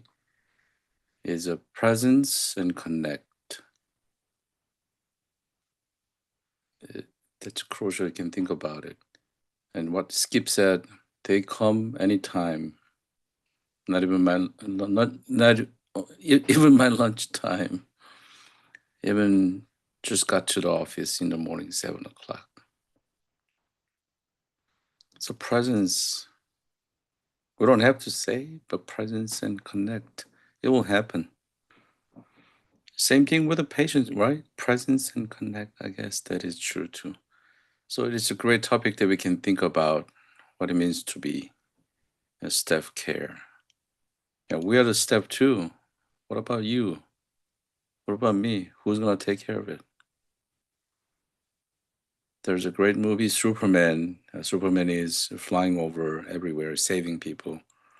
And a lady is falling off from Empire State Building, and then Superman clock cable at the bottom there, and fly over, and then holding her in his arm, and I got you.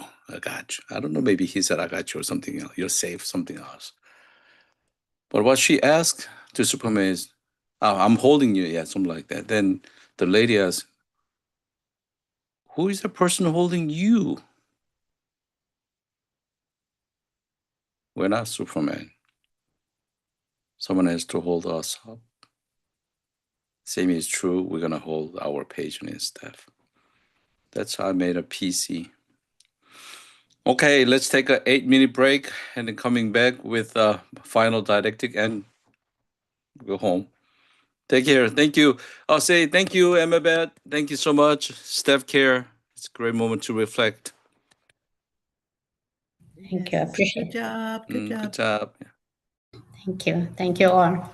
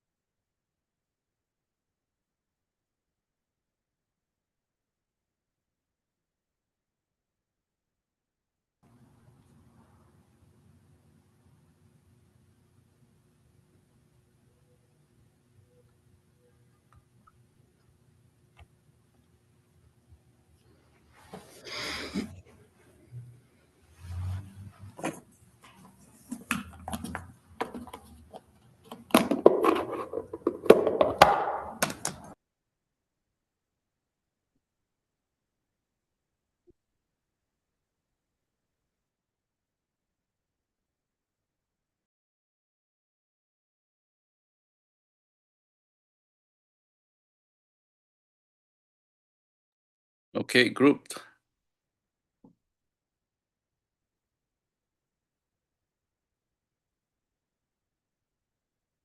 Everybody here?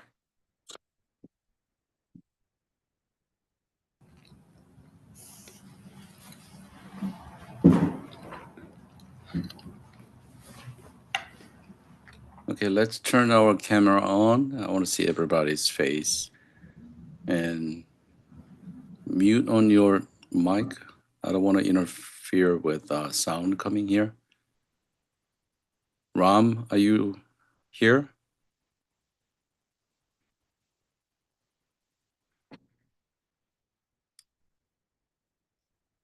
Did you guys see the screen as well? Okay, that's good. Yes. Yeah. This app,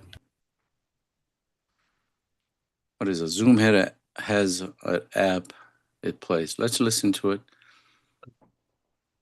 and enjoy the music. So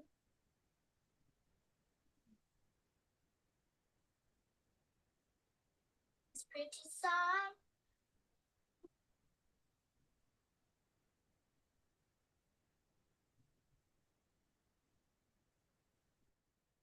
It's adieu, adieu, adieu to you and you and you.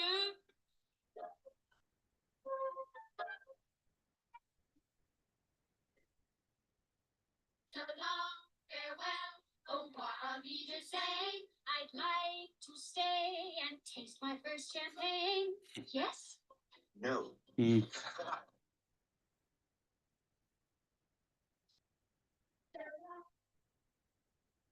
They're saying goodbye, and heave a sigh and say goodbye.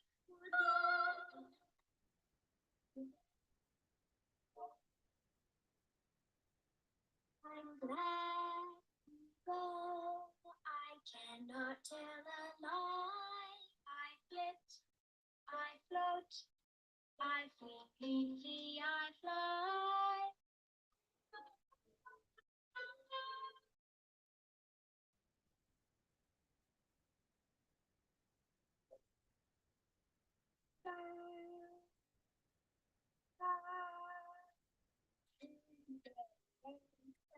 Must I go home?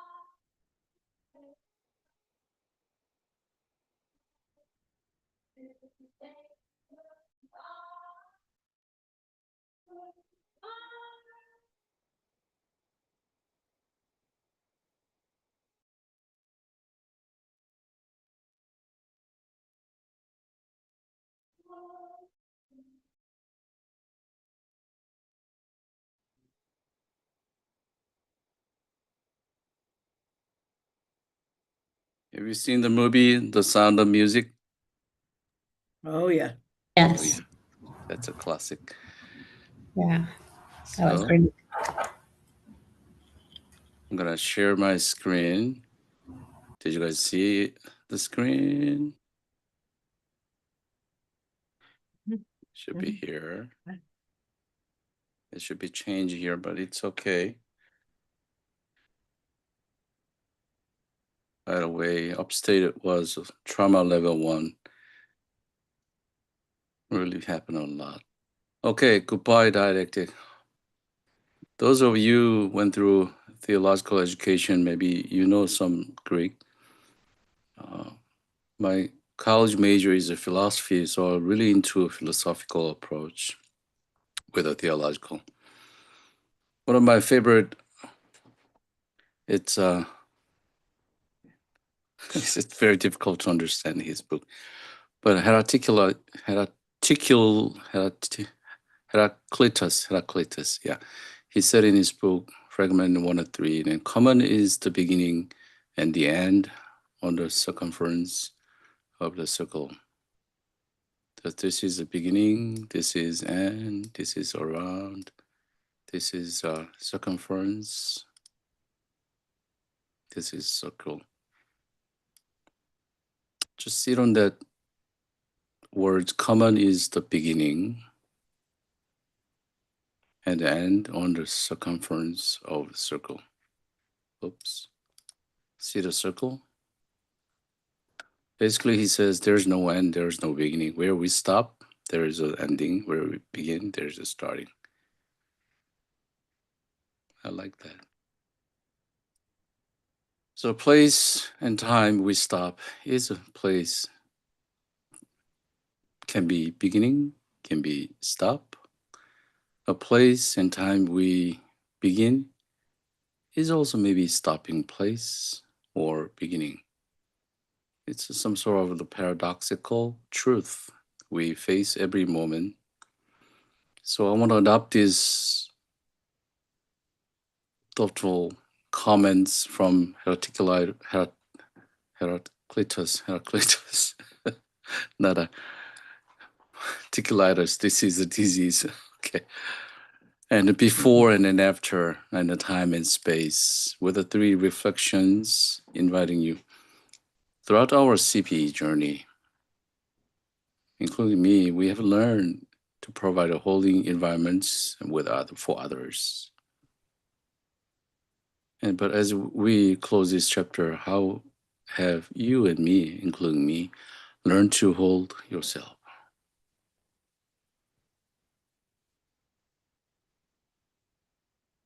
So if we imagine the circle, is that we are the one holding the space for someone else,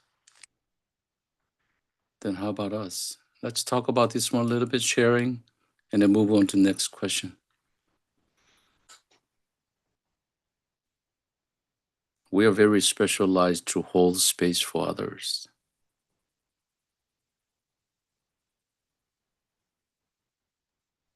Even deathbed, someone is dying. Loneliness or trauma.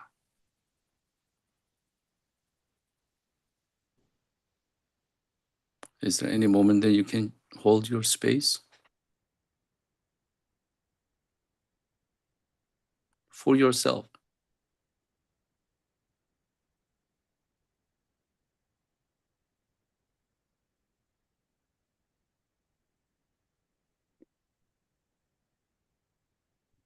I think in those moments of trauma is recognizing that this is an ending, but also a beginning for someone. It's an ending of a life, but it's the beginning of someone's next chapter. Mm-hmm. It's in that moment to sit.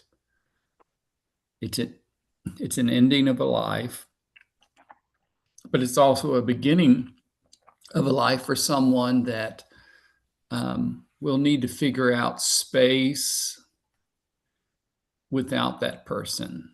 What's next for the spouse, for the grandchild? And to recognize also for us, that's a patient we won't see again. And how does that reflect on the people that we've lost and what's next for us? It's a timely topic. And I thought today, the ending of our unit, I received a phone call today from my former educator. Chris Choi reached out and left me a voicemail.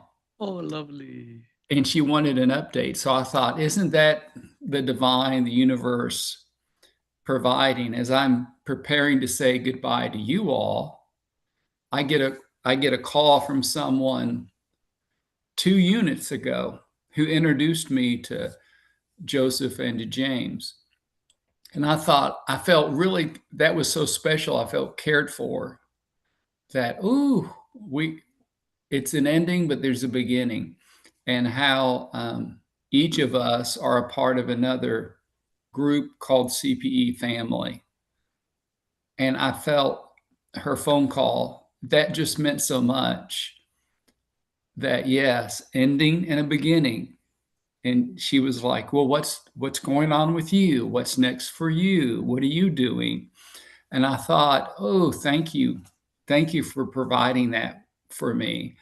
It was very, very special, very special. Anyone else? Beautiful. Happy for you.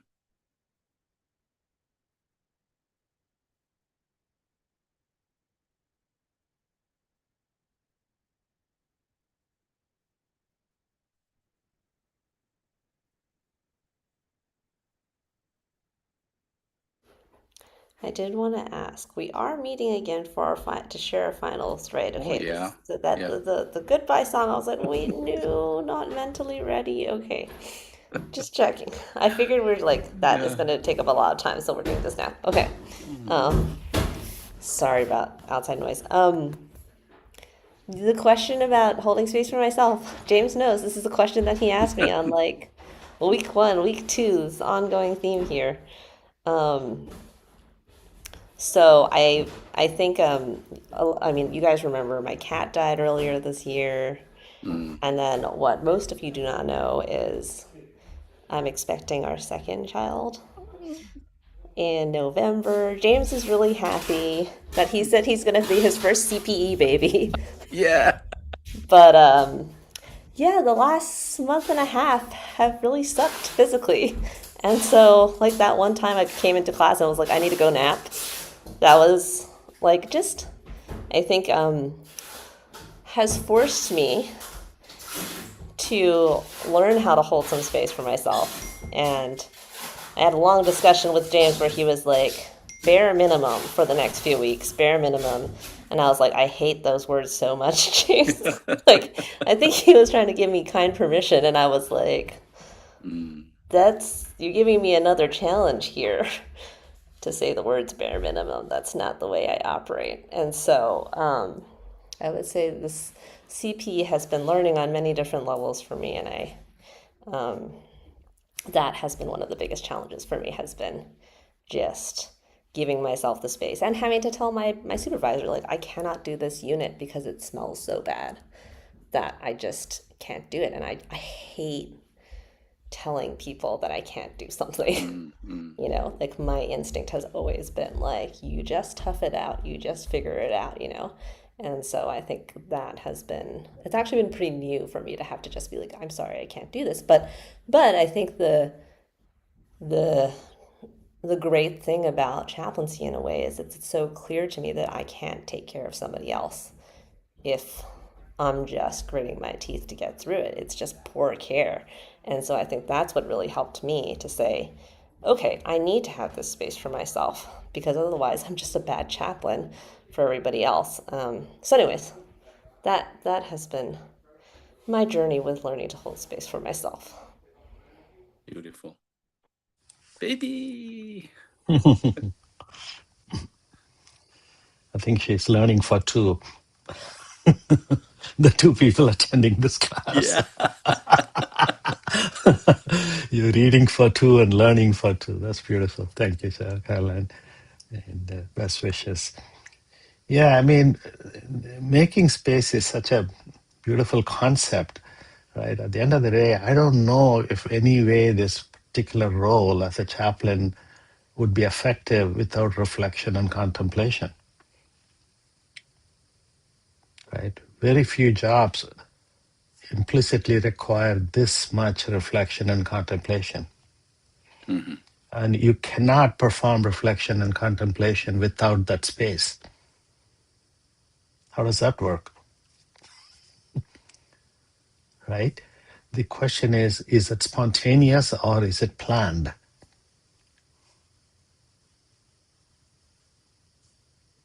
Hmm? Do you need anyone's permission to prioritize that space creation? Or other way to look at it is, at that time, what we normally call thoughts and other things coming in, are they really thoughts or purely intrusions on your life? I'm renaming all of my thoughts as intrusions, especially ones I don't intend to have them, whether I'm meditating or otherwise. And it's a different relationship I have with them when I'm calling them intrusions that automatically prioritizes my space because they're not supposed to be there if I label them as intrusions. And those are the ones that keep jerking my priorities, taking away my ability to be with that space. Right. And the second comment, based on what Reverend James presented, is I feel like a beginning and an ending are such an artificial constructs. Right? It's almost like the best way to absolutely define beginning and ending is in the context of ignorance and knowledge. Ignorance has no beginning, but it has an ending. Knowledge has a beginning and no ending. Right? And other than that, everything is we're swimming in the relative way of looking at beginning and ending. Anyway, I'll stop there. Thank you. This is such a beautiful reflection for me. I appreciate that. Yeah. Thank you. Yeah, very thoughtful. Anyone else? That's right. Well, I'll share a little bit of Reverend James had been asking me on multiple occasions, like, how do you take care of you, or what's your self-care? And I would give him all these answers like, well, I go to pedicure, I get a massage, I do all these things. And then I realized, like, oh, but those are all the things I do to myself, not with myself per se. I mean, I'm with myself, or for myself. I do them anyway. So I realized the best way for me to take care of myself, or who's holding me, I think it does come down to I'm the only one who is holding me. I don't expect people to do for me what I can do.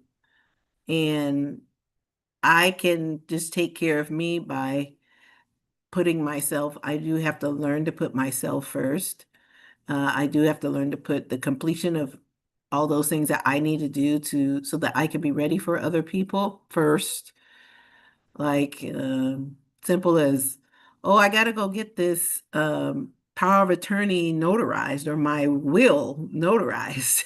I've been walking around with the trust, my papers from my trust in my bag for at least 2 months. Well, actually longer than that. So as a matter of fact, today I said, this is one thing I was going to go do during, we get a little time away. I'm going to go get that notarized at the library.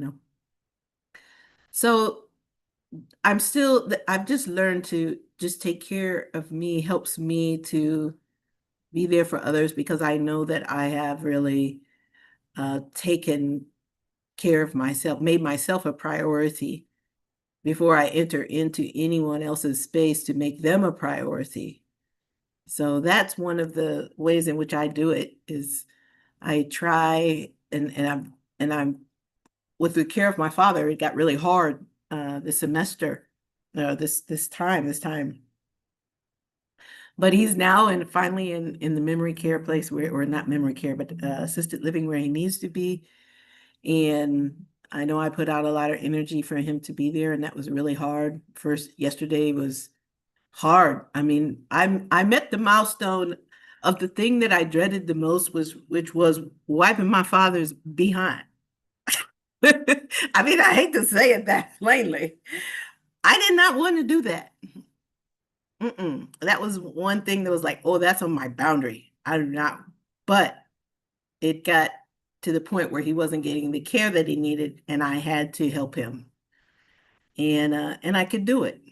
But I can only do those things for him or for anybody else, even as a chaplain in the hospital, when I'm satisfied, or I have cared for myself in the most loving way possible, and that's getting all my stuff done. And that includes my paperwork for CPE or what have you. I've still got a little ways to go because, inevitably something happens and knocks at my door, and it's like I got a wristband right now. But I'm learning to say no. Someone asked me for money this week, over the weekend. A man that I know and I'm friendly with, and I said no.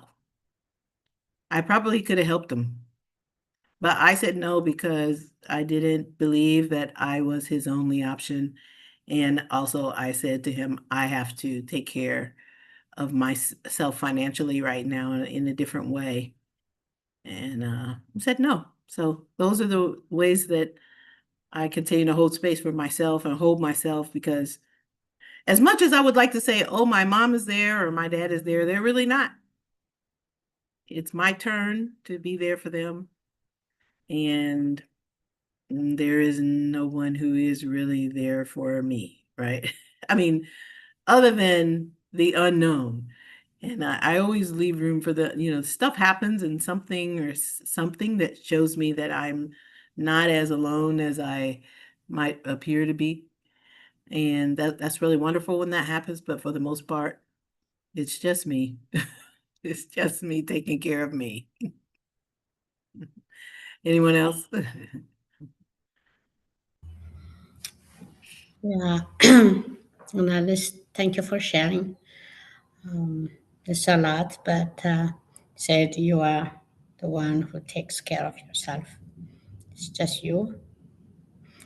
Yeah, it's about self-care. So holding a space for myself was not really something that I was experiencing, because as a mother, I was always on a go, working 16 hours and going to school on top of that.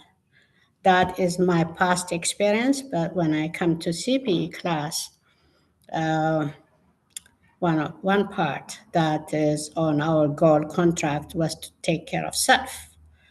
So I thought it will be easier being in a church setup. The clinical site is a church, and I thought there won't be as need as it is in hospital or in a jail setting.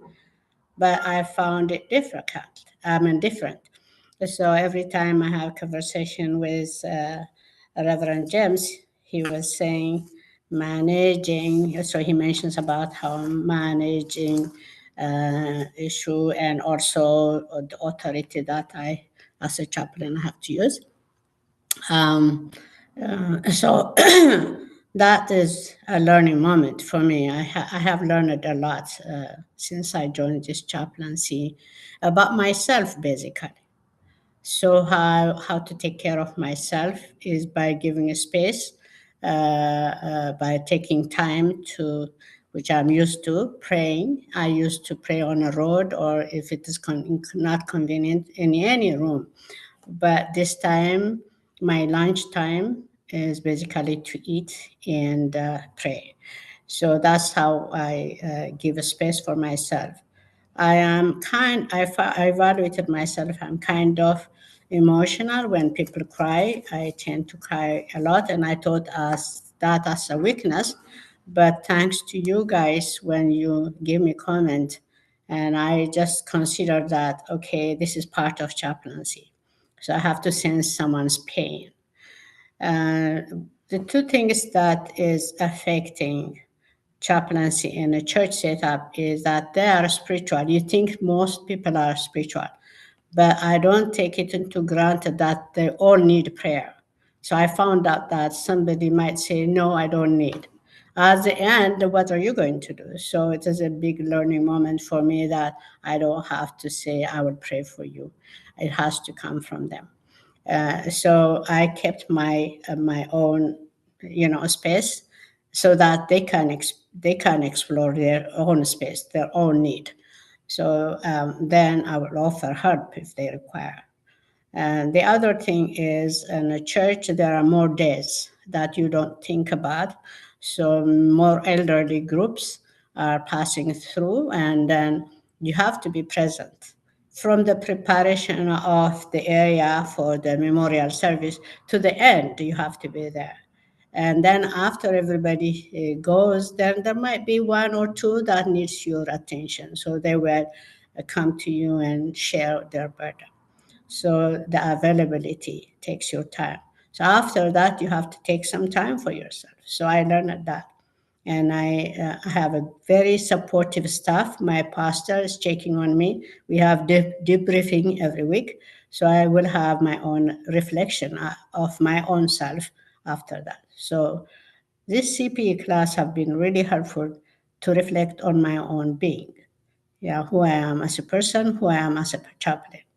So this is really a learning moment for me. Anyone else? Thank you.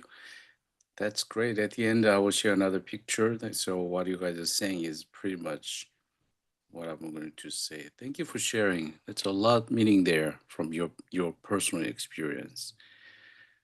It's like a total eclipse. All right, I'm gonna share the second question.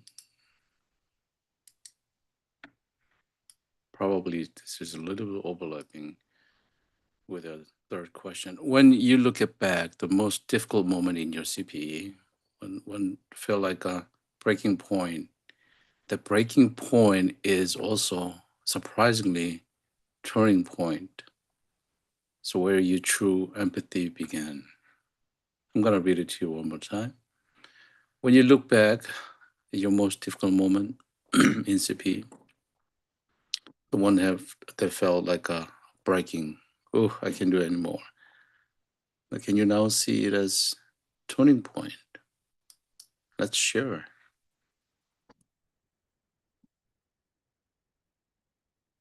For Ram and Skip, you can go over B 1, 2, 3, 4, expanded, and analysts, you can see 1 and 2.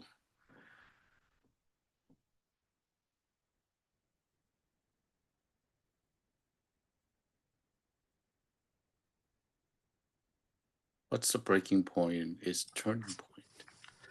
Yeah, I think it happened towards the end of the first unit. The different turning points in probably each unit. The 1 and 3 were very, very profound. Let me start with 1. Maybe halfway or 3/4 the way input, when I was first writing my reflections or verbatim, I was putting more of my narrative of my understanding of what transpired, and I was afraid to put in paper what my emotions, thoughts, and feelings were. Right? And what I was afraid of at the time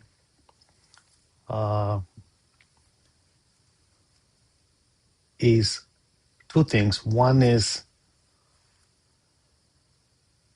what if people perceive me to be a failure?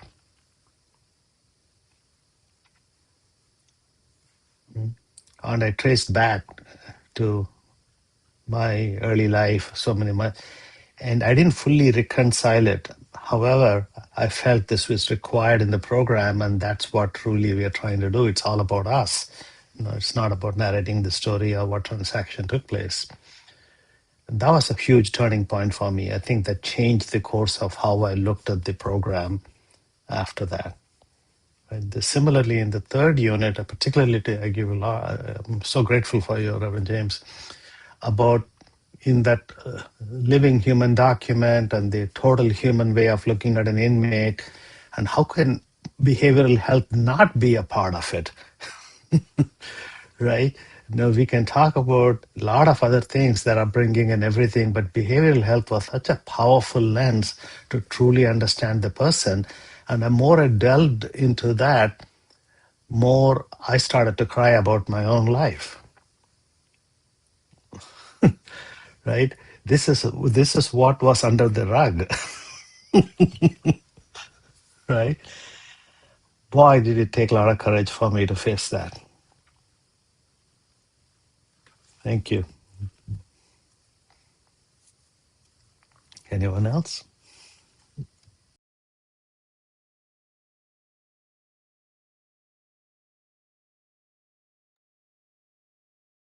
I think it is okay for me to go. Thank you, Ram.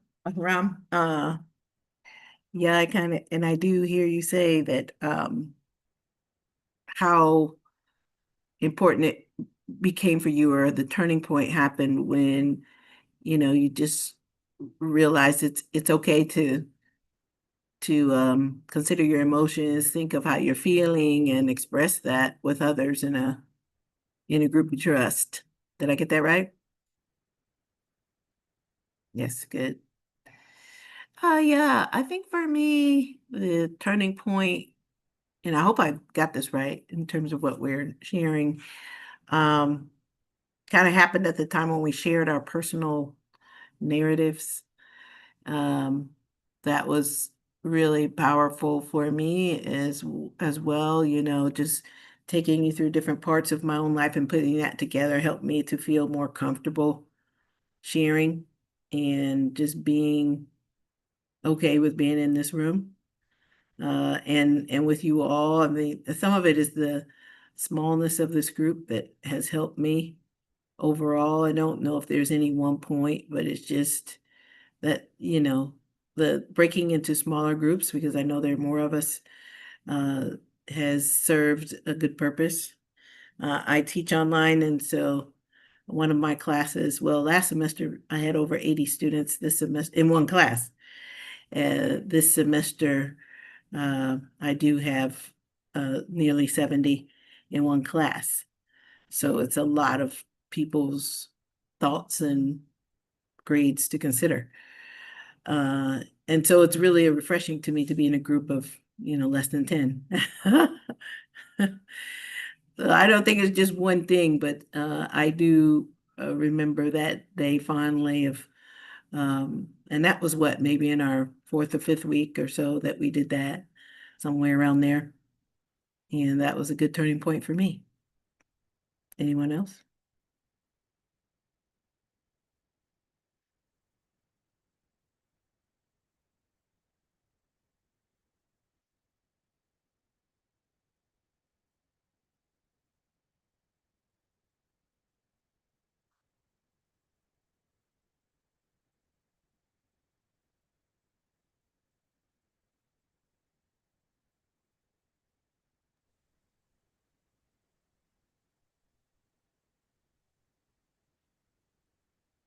And Elise, I want to make sure I get this right. How valuable that was for you to share in a smaller group and to be heard and to be able to voice that in a moment that felt vulnerable, but yet connected with each other. Am I getting it right?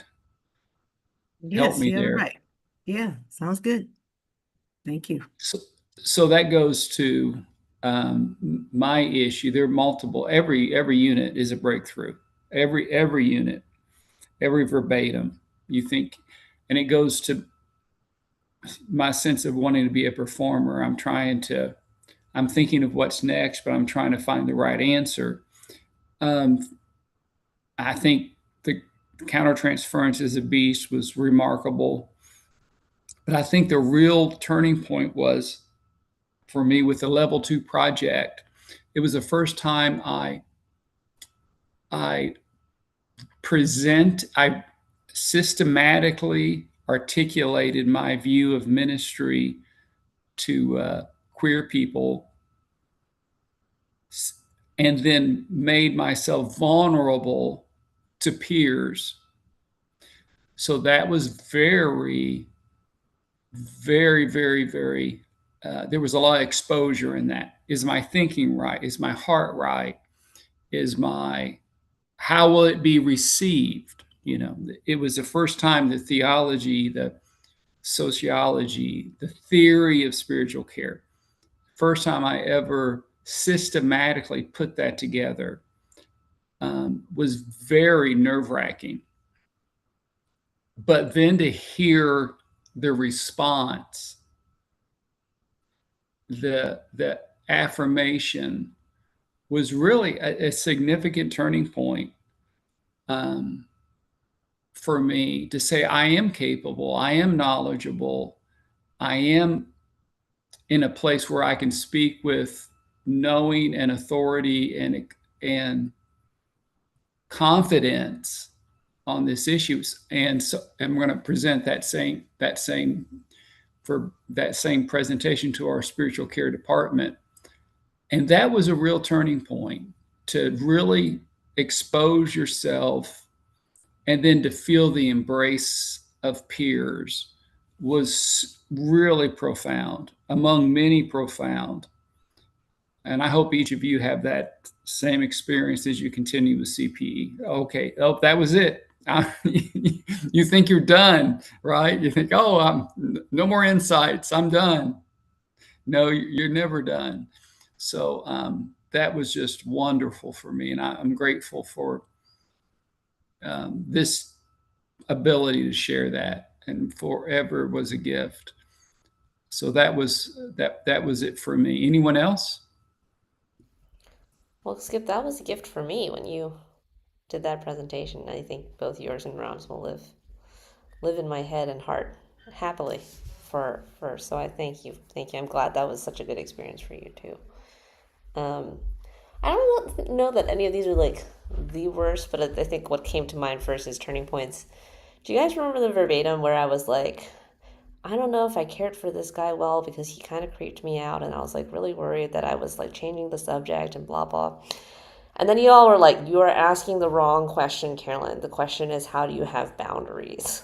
And I was like, oh. And it was so unanimous that everybody's reaction was like, it just made me go back and rethink. And it was both like an incredibly loving response. I remember leaving that class going, oh my gosh, they really love me. Like, like very protective and very caring, but also just that it felt like very, like, as I thought about it, I was like, oh, I'm just anxious to be a good chaplain. I'm like really worried about, did I care for him right? And could not see the bigger picture of, oh, that was inappropriate. So it made, thankfully I've not run into that particular issue again, but I think it just added a dimension in my mind to what it means to be a chaplain. So that was a turning point for me. And then the other one, which I think I alluded to because this goes back to the theme of holding space for myself, there was a point where I was like, first trimester has been really bad. I can now share this with you. I was like in meetings with people, I would walk out to find a bathroom to throw up, and then like it was just, and I finally was like, I think I need to talk to James. And like just really hard to be like, I'm gonna have to admit weakness, ask for help, really worried I wasn't going to get all my hours done. And James was like very kind and, as you know, very understanding. And then he's like, all right, let's talk to Joseph about this because if hours might be affected. And then he messages me in the morning. He goes, Kaz would like to join too. I'm like, okay. I just go to this meeting being like, And it was so reassuring, but also Joseph was like, you keep using the word productive. Let's talk about what that means to you. And, so that was also, I think, a turning point for me in terms of just, okay, what am I evaluating myself on? Like, who is driving me here? Who's making me so anxious? It's not James. It's not Joseph. It's not Liz, my supervisor. Like, it's not none of these people. And just having to really own where this was coming from myself. So I was still wish that I didn't have to go through that, but I feel like it was a good turning point learning opportunity for me. Yeah. Anyone else? Thank you for sharing, Caroline. I will go next. So I will pick the last part of your mention about your turning point, about your being expecting a second child and having related issues with it, and to make yourself vulnerable, but share with Reverend James, Joseph, and Carl. So, so you not, no, you may not be ready for it, but you are glad to share, and the outcome was good. Did I get it right? No, not yet. Thanks. Yeah, when I was vulnerable and did not know what to expect, when a person signed up to have a chaplaincy care, He is a leader of a church. He is a pastor, so to speak. But I was making myself ready to give a pastoral care for members, not for a person who, whom I think knows better, leads everybody. So when he signed up, my assumption was, oh my God, how am I going to give care for him? Then when he poured out what his issues were, then my counter reference kicked in as being a communal society, being caring for everyone, and the burden of care on him, and he cannot say no, and relates to my culture. You cannot say no when people like to live with you. So that was counter reference, and I didn't say it at the time until I get feedback from, I guess, my educator. It would be Reverend Joseph at the time, probably. But he said, you have to differentiate self. So I was learning how to differentiate self.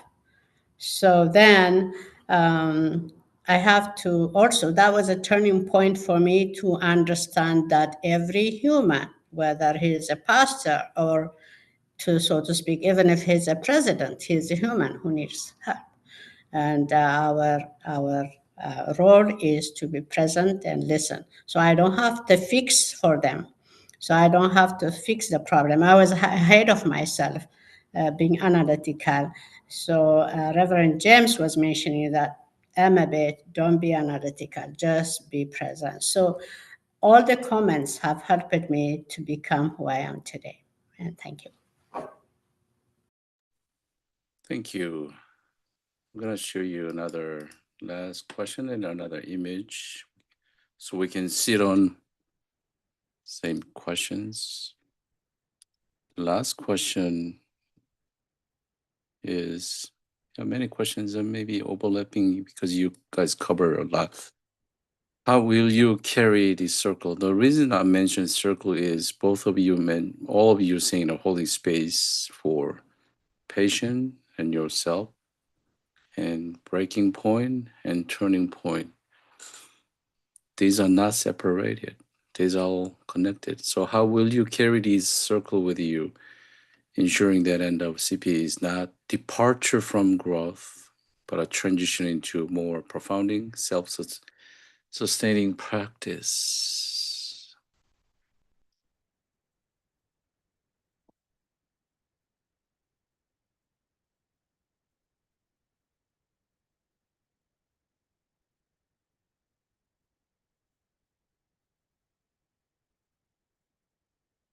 Anyone else? You can look at the picture and you can just explore your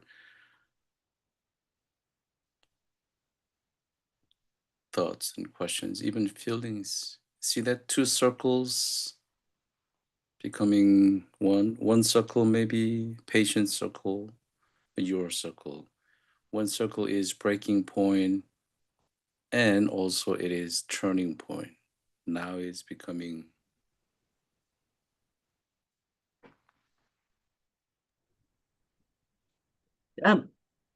James, you said one circle is the patience, and then one circle oh, is, come back to that again, okay. the image. Based on our Mhm. conversation, the point is total eclipse. Mhm. Sun and moon just becoming one. Mhm. There is black, but there's a light. So it goes back to our image, one circle. There's common is the beginning and end on the circumference of a circle. So my question is, how would you carry this circle? Because all of you said that two different things, but eventually it is both the same. Did you get it? Yes, thank you. And sorry, I called you Joseph, didn't I? I meant Reverend James. I don't know where my brain is. Yeah, I love that. I love that image of the eclipse. We had one here a couple years ago. I was working for the federal government, and we all went outside and we had to put our glasses on and look at it. And it's truly an amazing event that happens. The eclipse is, right? Because it really gets completely dark in the middle of the day. And then, but you have even have to have on special sunglasses to look and all see all that. When once there's the eclipse, you don't have to have the special sunglasses, right? So I kind of see it like that. Like, eh, I feel like at the end of this program, um, I could take my sunglasses off, and the sunglasses, when you look at the total eclipse, are these really dark glasses. They look kind of wonky. They look weird. Um, but in this program, I think that I've been able to have the glasses off and stand in that darkness, if you will, with the light, with the covering the light, because everything else is dark, but that's the only thing that's illuminated around you and what should be. So that's kind of how I feel with now. The word that I would say is pastoral authority, probably the issue that was most on my mind at the end. And what I've been able to do with that is articulate my own pastoral authority a lot better in the hospital, because I'm constantly being questioned.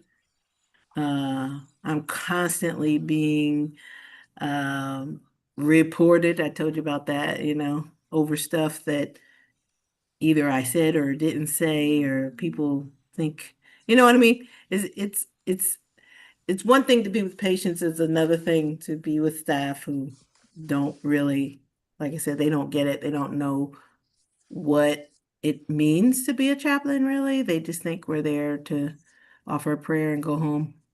Unless, of course, I shouldn't say all staff, because not all staff think that way. Some have been literally in the room when I have been with a family or a patient, and their minds have been blown, right? They had no idea of what we really have done, or what we really do, or what I can do. So anyhow, so I kind of see it like that. The glasses are off. I can take a look at the total eclipse and feel the movement of that, the power of that. And I think that's what I'll take with me. Great. You said trust the process, so that's what I'm doing. Yeah. That's hard.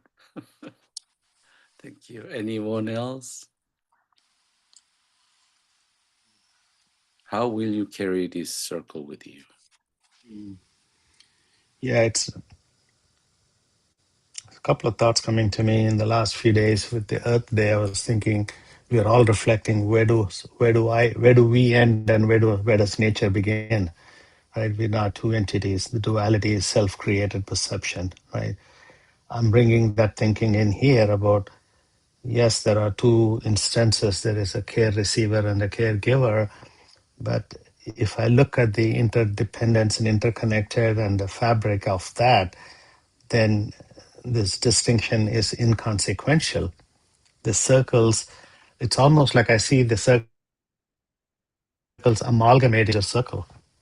So they lose their identity as individual circles. It just becomes one larger circle. Because we may think caring is a somewhat like a transaction. If that only is true if I'm not really seeing I'm the beneficiary here of meaning and fulfillment and purpose.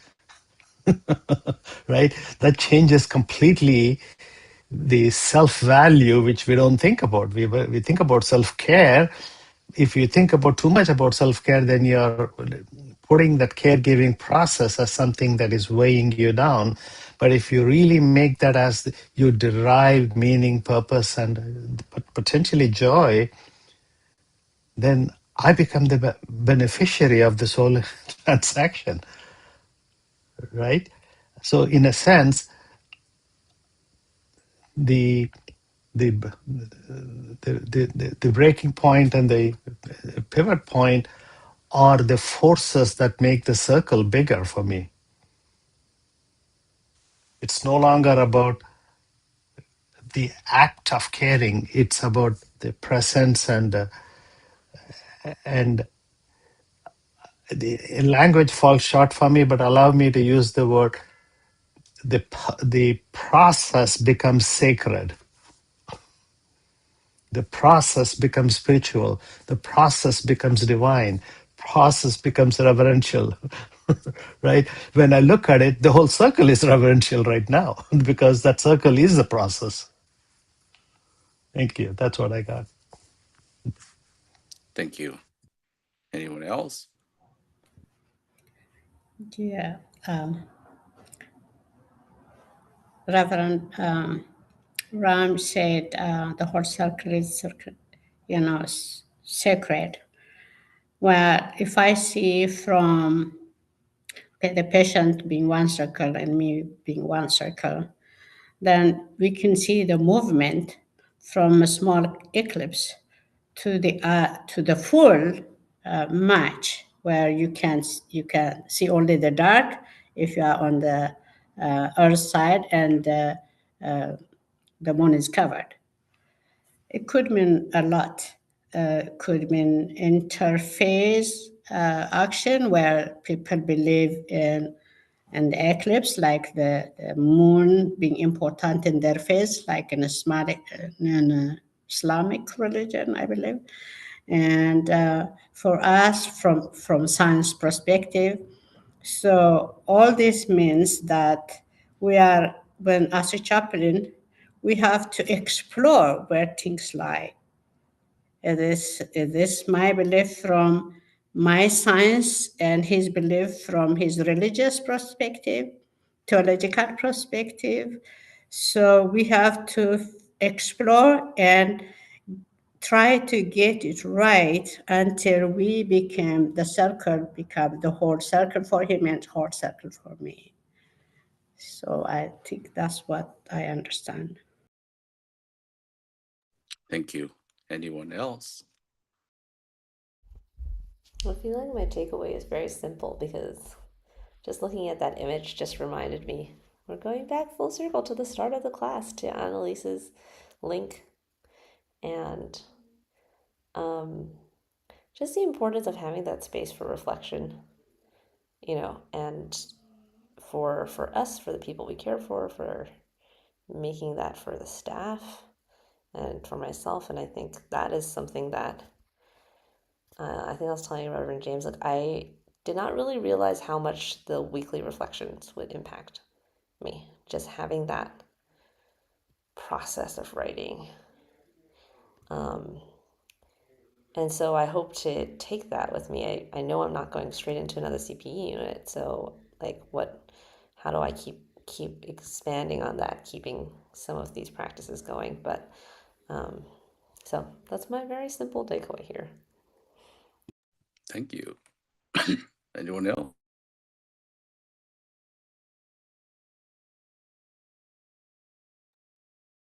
Yeah, Caroline, I heard you value the space for reflection, and for you particularly as the journalist, words on paper is a great way for you to process, and a wonderful way for you to continue maybe journaling or something. But not to suggest, but did I get you right? I think there's a different perspective for me, maybe for Ram as well. When you finish your fourth, before that, you always have, okay, this was helpful. I learned some things. I have another. There's another. There's another. But when you get to that fourth, for me, it's how to carry forward, continue to growing with insights and knowledge. What will that look like? And how to invest in relationships that are deep and profound. I think for me, there's a fear that, where do you go? With whom do you dive deeply for that process and reflection, to learn new things, self-reflect, but also be in relationship with people that you can share deep thoughts, insights, and build that bond. So it's an ending, but what will that look like? How does that continue? New insights, a thirst. I think James has taught us all, go deeper, explore. How many books did he recommend? If we just read the books, the number he and Rom recommended, we need another 50 years. But also to have the relationships. That's how I'll carry it forward for me. Anyone else? Thank you. I choked myself drinking water. Okay, that's very thoughtful, all of you, and very meaningful ending. So I'm gonna end with my comment and sharing my last words, but not last. We have one more week. Okay.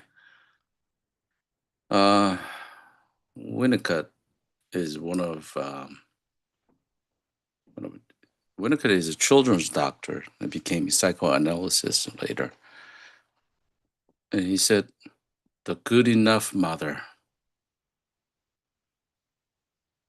not perfect mother, good enough mother starts off with an almost complete adoption to her infant's needs. And as time proceeds, she adopts less and less, completely, gradually, according to the infant's growing ability to deal with her failure.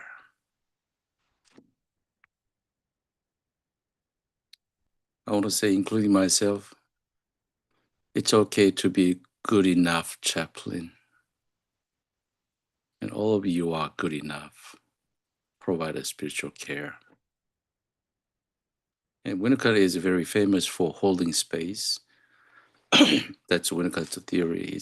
Mom's job is holding space for the baby. Sometimes mom making hot milk without knowing it, give to the baby and it burn them. And I'm so sorry. Sometimes dropping something, spill the water. So a lot of diaper changings are late and rashes coming and a lot of things happening. But Winnicott, children's doctor and psychologist, psychoanalyst, he said, good enough.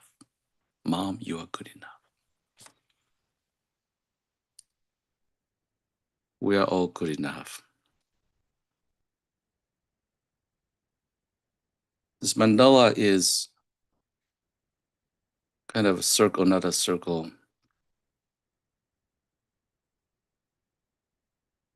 And I came up with, it's in my theory paper. We need to write theory paper. So I developed theory. Always, I didn't share with the last group with Ram and Skip, but mostly I share with my group. 3 words. I want to give you 3 words. C means a curiosity. Your circle has to be circled with a curiosity. Why? What's happening to me? Why? Presence. Not escaping, not ignoring, but there, just there. No words, just there. Kicked out of the room, also there. Explore. This is a big part with our reflection. We always explore better spiritual care for patient, living human documents, including explore inner self, which is, Anton Boysen's theme, exploration to inner self.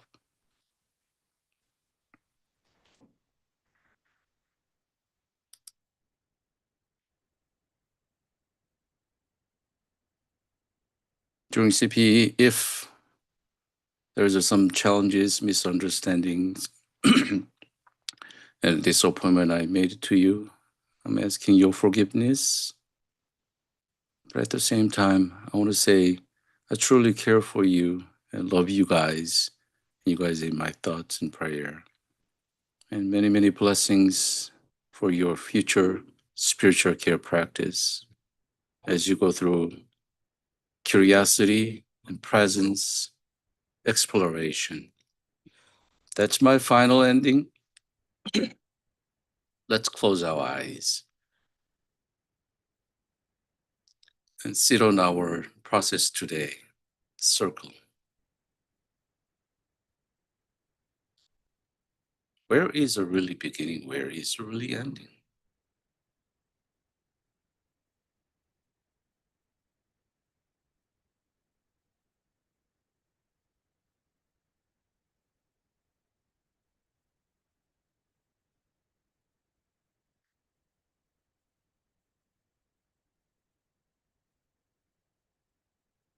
Take a couple breathe in and out.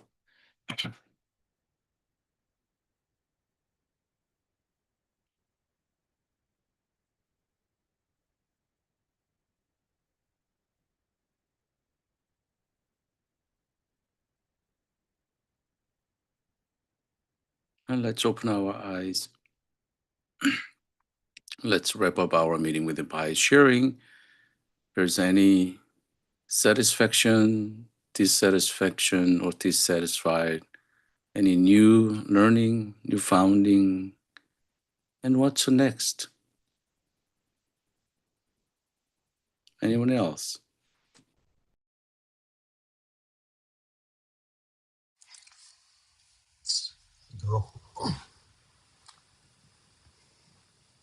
Deeply satisfying, although it's a short class. But I found this class had so much meaningful reflection. I find that I suddenly got emotional at few points. And that tells us exactly what it is. And the last one that Reverend James mentioned, I was just taking some notes on that point, is the whole notion of beginning and ending is such a silly time dimension, but you can look at it from other dimensions other than time, and then you notice there is no beginning and there is no end. Right? And we are so conditioned to sequentially look at things that everything appears to be that way.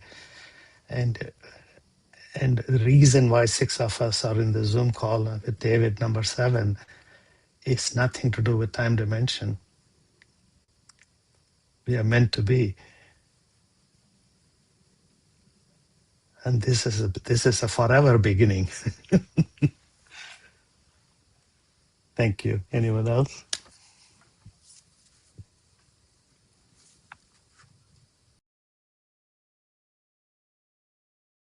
Ram, I join you in your emotion. There's joy, and there's also, I was very moved a few times, so I hear that emotion you have, and I join you there. And I'm just, I don't know, a little sad that it feels like it's ending when I'm like, well, at least I get to see you guys again. We have one more class. Yeah, I'm satisfied, but oh, in some ways I feel like this snuck up on me a bit. So, yeah, that's where I am. Anyone else? I heard you, Caroline, saying you are satisfied but sad. Did I get it right? Yeah. I am satisfied, but I'm also touched by the way how the group works, especially Reverend James sharing his vulnerable side about his wife being blamed for things that she didn't do, or she just abstaining, telling the truth for how careful she is not to pick up the person. And that ended up in her leaving the job, which is very, very touching, and it affects the family as well, not only her. So I was really touched by the story he's sharing to us, and I can see he trusted us and we trust each other. He's teaching us all this, and I'm so comfortable being with you guys. And thank you. And I learned a lot, so I'm satisfied deeply. Anyone else?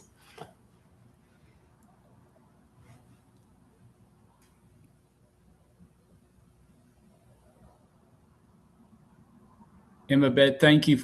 I hear you saying you're deeply satisfied with the group experience, and particularly about James' vulnerability. Did I get you right? Yes, you did.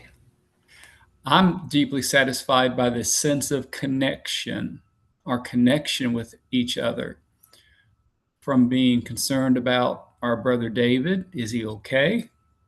We know his health history. Is he okay? And even James honoring us with vulnerability and everyone sharing in between. I'm excited also what's next, about hearing our images, our project, the summation of each of your hard work. So satisfied and excited for what's next for us. Lastly, I just have a recommendation for Caroline that her child must have a middle name from one of our names. You can pick. Doesn't have to be Skip. You've got great middle names here, and we will live forever with you. Okay, this is an extra challenge because our kids' middle names have Chinese names, so I'm gonna have to think of a Chinese representation of your guys' names. Oh, wonderful, wonderful. Anyone else? Yes, Skip, I heard you say that you are excited about the connections we've made here and next steps, where all this will take us, how we'll carry it with us into the future, even Caroline's baby. Did I get that right? All right. Yeah, I'm just really grateful again. That's, I guess, my word for today, of being with you all and having the opportunity to work on the second unit with you. And I am, of course, going to take this whole experience with me into my third. Imabet, I think Imabet is going forward as well with me, and I don't know if we'll be in the same class again, but I look forward to it, and I wish everybody peace and just a fullness of what is to come, a sense of being prepared and well prepared, thanks to Reverend James. And that's all I have. I'm just grateful to be here. Okay, final note from David. David says,